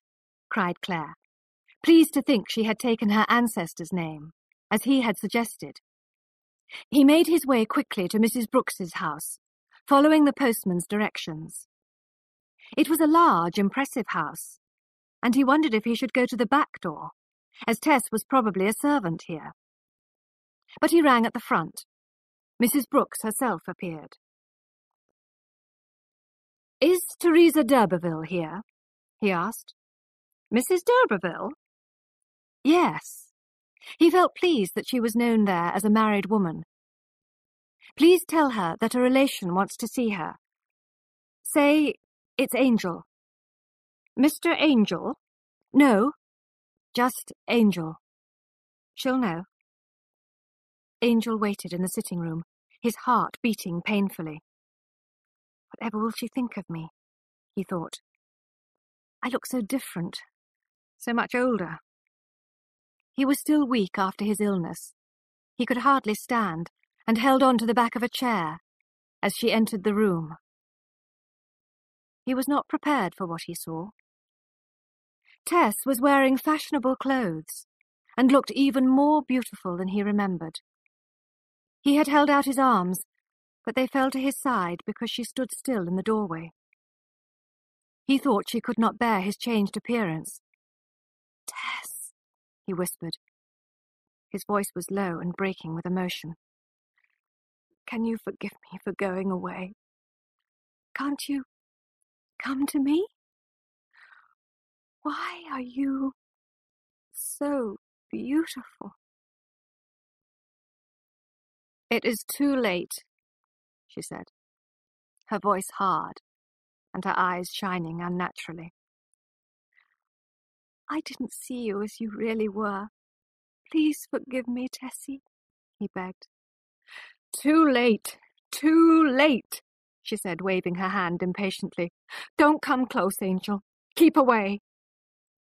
"But is it that you don't love me, my dear wife? Because I've been ill. I've come to find you. My parents will welcome you. I've told them everything." Yes, yes. But it is too late. Every moment seemed like an hour to her. She felt as if she was in a dream, trying to escape, but unable to. "Don't you know what has happened? I waited and waited for you, but you didn't come. And I wrote to you, and you didn't come. He kept on saying you would never come back again. And he was very kind to my family after Father's death. I don't understand." He has won me back to him." Claire stared at her. He saw her fashionable clothes. He saw her relaxed, well-fed body. He saw her white, delicate hands. At last he understood, and fell into a chair as if hit on the head. She continued. "He is upstairs. I hate him now, because he told me a lie that you would never return, and you have returned. Will you go away now, Angel, please, and never come back?" They looked at each other without joy and without hope, desperately wanting to be sheltered from reality. "It's my fault," said Claire. But talking did not help. The Tess he had first loved had separated her body from her soul. Her soul remained and would remain faithful to him forever. But what happened to her body no longer interested her after he had rejected it. After a few moments of confused reflection, he realized Tess had left the room. His mind was in a fog. He felt very cold and very ill. Somehow he found himself in the street, walking, although he did not know where. Mrs. Brooks was not usually curious about her guests. She was too interested in the money they paid her to ask many questions. However, Angel Clare's visit to her wealthy guests, Mr. and Mrs. d'Эрberville, as she knew them, was unusual enough to interest her. She could hear parts of the conversation between the two lost souls. And when Tess went back upstairs, Mrs. Brooks crept quietly up to listen outside the bedroom door. She heard Tess sobbing, and through the keyhole could see her half lying over the breakfast table. "And then my dear husband came home to me, and it's too late, because you persuaded me, you with your fine words, as you did when you seduced me.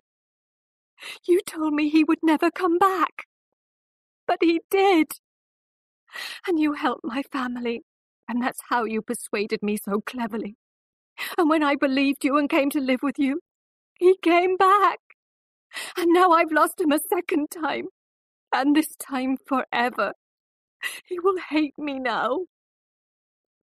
She turned her tear-stained face, and Mrs. Brooks could see how she was suffering. "And he's dying. He looks as if he's dying. It will be my fault if he dies. You have destroyed my life and his. I can't bear it. I can't." The man spoke sharply, and after that there was silence. Mrs. Brooks went back downstairs to wait until she was called to take their breakfast away. She could hear Tess moving about, and then saw Tess leave the house, fully dressed in her fashionable clothes. Perhaps Mr. d'Urberville was still asleep, as he did not like getting up early. Mrs. Brooks wondered who this morning's visitor was, and where Mrs. d'Urberville had gone so early. Just then she noticed a mark on the ceiling. It seemed to be spreading. It was red, and when she stood on the table and touched it, it looked like blood. She ran up to listen at the bedroom door again. The dead silence was broken only by a regular drip, drip, drip. She ran wildly out into the street and begged a man she knew to come back with her. Together they hurried upstairs and pushed open the bedroom door. The breakfast lay untouched on the table, but the large knife was missing. They found it in Alec d'Urberville's heart. He lay on the bed, pale, fixed, dead, still bleeding. Soon the news spread all over Sanborn that Mrs. Brooks's guest had been killed by his young wife. Chapter 20. Meanwhile, Angel Clare returned to his hotel and sat for a while over breakfast staring into space. A note arrived from his mother, saying that his brother Cuthbert was going to marry Mercy Chant. Clare threw away the paper. At last he got up, paid the bill, and went to the railway station. But he could not sit patiently and wait for the next train in an hour's time. He had nothing to wish for in life, and nobody to love. He was in no hurry, but just wanted to get out of that town as soon as possible. So he started walking along the road out of town. The road was open and dropped down to cross a valley. When he was climbing the far side of the valley, he stopped for breath, and something made him turn round. There was a small black figure in the distance, a human figure, running. Clare waited. It looked like a woman, but he never imagined that it could be his wife, until she came close, and he saw it was Tess. "I saw you turn onto the road from the station, and I've been following you all this way." She was pale, breathless, and trembling. He did not question her, but took her arm and helped her along. They took a footpath under some trees to avoid being seen. "Angel," she said, "do you know why I've been running after you? To tell you that I've killed him." There was a pitiful smile on her white face as she spoke. "What?" he cried, thinking her mind was disturbed. "I don't know how I did it," she said. "I had to do it, for you and me, Angel. I was afraid long ago, when I hit him in the mouth with that heavy glove, that I might kill him one day. He has come between us and ruined our lives. I never loved him at all, Angel. You believe me, don't you? Oh, why did you go away when I loved you so much? But I don't blame you, Angel. Only, will you forgive me now? I could not bear losing you any longer. I had to kill him. Say you love me now. Say you do. Oh, I do love you, Tess. I do. It has all come back," he said, holding her tightly in his arms. "But what do you mean? You've killed him." "He is dead. He heard me crying about you, and he called you rude names. I couldn't bear it, so I killed him." Eventually, Angel came to believe that she probably had killed d'Urberville. He was amazed at the strength of her feeling, and this, it seemed, had made her forget the difference between right and wrong. She did not seem to realize what she had done, and laid her head on his shoulder, crying with happiness. He wondered if the bad blood of the d'Urbervilles was to blame for this moment of madness. However, he knew he could not leave her now. She expected him to protect her. And at last, Claire felt nothing but love for this passionate, loving wife of his. He kissed her again and held her hand. "I won't leave you. I'll protect you as well as I can, my dearest love, whatever you may or may not have done." They walked on, Tess turning her head occasionally to look at him. For her, he was still perfection, despite his thinness and pale face. He was the one man who had loved her purely, and who believed in her as pure. Their arms around each other's waists, they walked through the woods on lonely footpaths, taking care not to meet anybody. They did not talk much, being content to be together at last. "Where shall we go?" asked Tess. "I don't know. Perhaps we could find a cottage to stay in tonight. Can you walk a long way, Tessie?"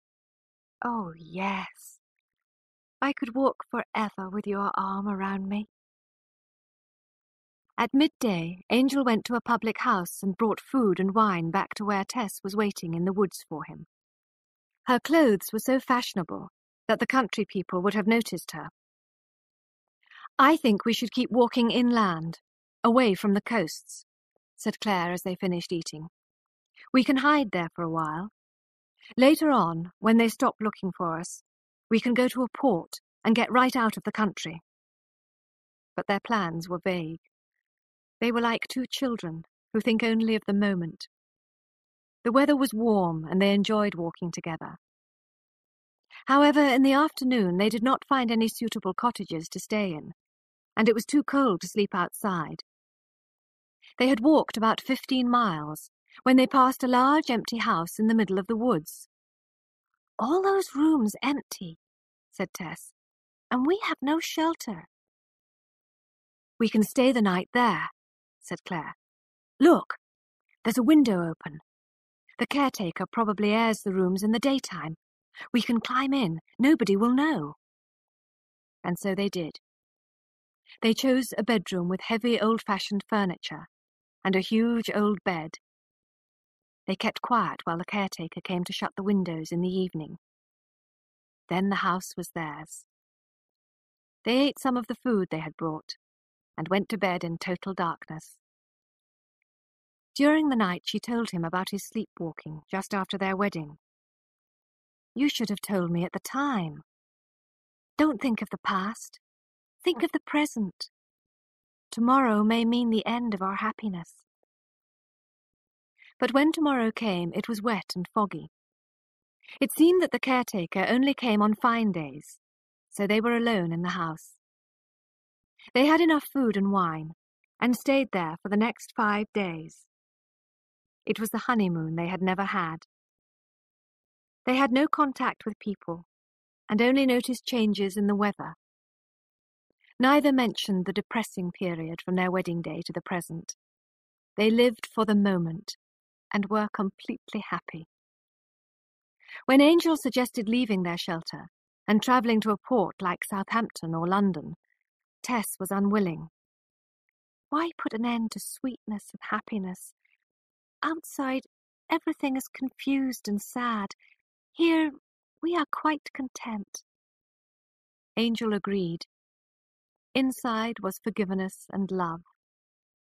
Outside was eventual punishment.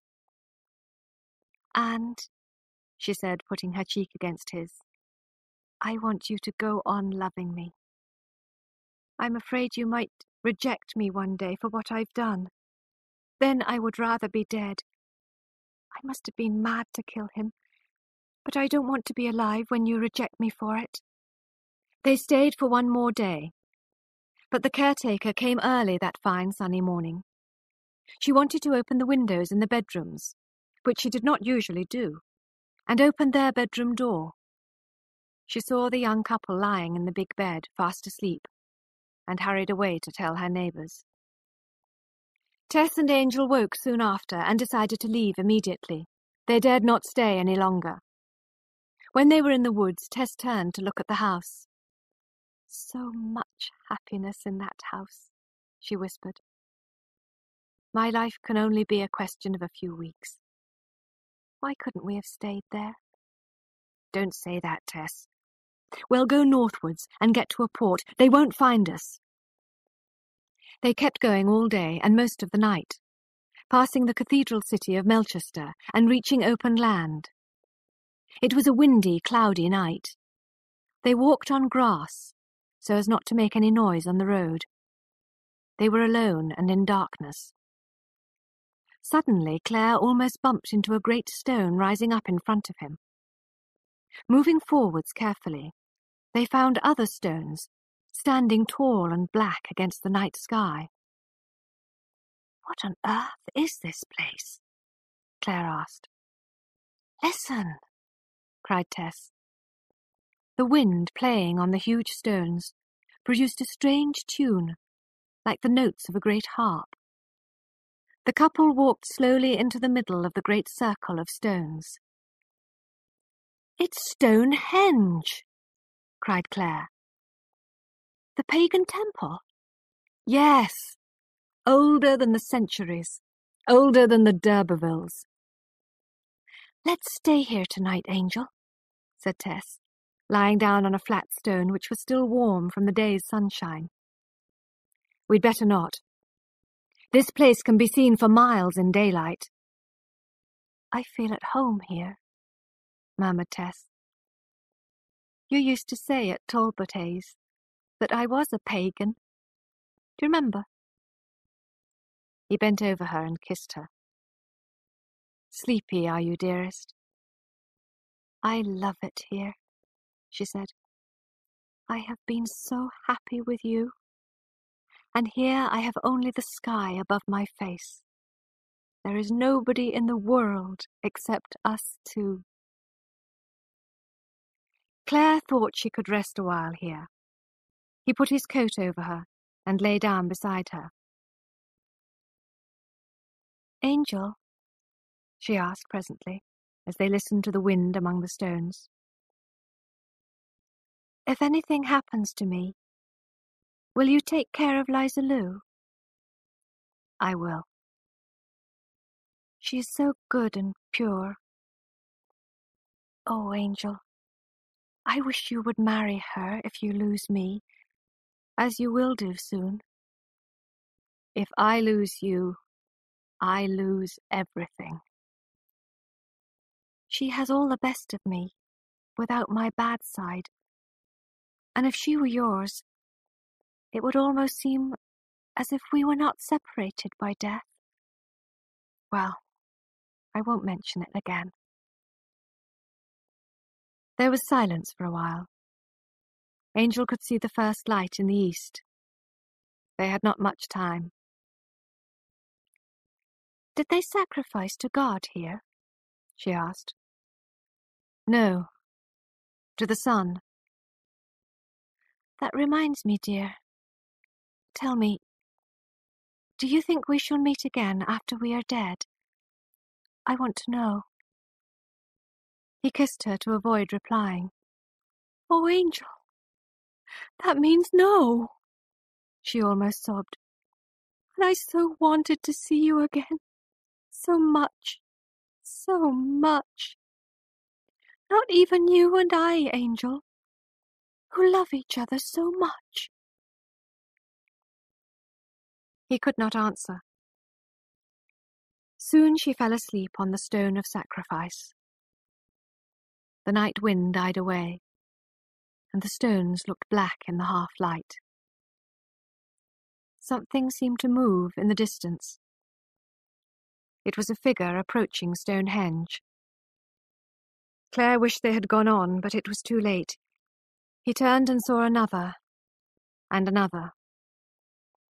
They were uniformed men closing in on Tess, with slow, purposeful steps. Claire jumped up wildly, looking round for a way to escape. "It's no use, sir," said the nearest policeman. "We've surrounded the place." "Let her finish her sleep," he begged in a whisper, as the men gathered round the stone. He held her hand. She was breathing more like a trapped animal than a woman. All waited in the growing light, their faces and hands silver, the stones grey. When the light was strong, she awoke. "What is it, Angel?" she said, sitting up. "Have they come for me?" "Yes, dearest, they have." "That is right. I am almost glad. This happiness could not have lasted." She stood up and went towards the waiting men. "I am ready," she said quietly. One July morning, the sun shone on two figures climbing the hill leading out of the fine city of Wintoncester. They were young, but they walked bent in sorrow. One was Angel Clare, the other Tess's younger sister, Liza Lou. Hand in hand with pale, tear-stained faces, they walked in silence. When they reached the top of the hill, they heard the town clocks strike 8. They turned quickly and looked back at the city. They could see the cathedral, the college, and the prison very clearly. A tall post was fixed to the prison tower. A few minutes after 8, as they watched, a black flag moved slowly up the post. The gods had finished playing with Tess. Society had seen justice done. Her d'Urberville ancestors slept on in their tombs uncaring. The two silent watchers dropped to the ground and stayed there without moving for a long time. The flag waved in the wind. As soon as they had strength, they stood up, joined hands again, and continued slowly on their way.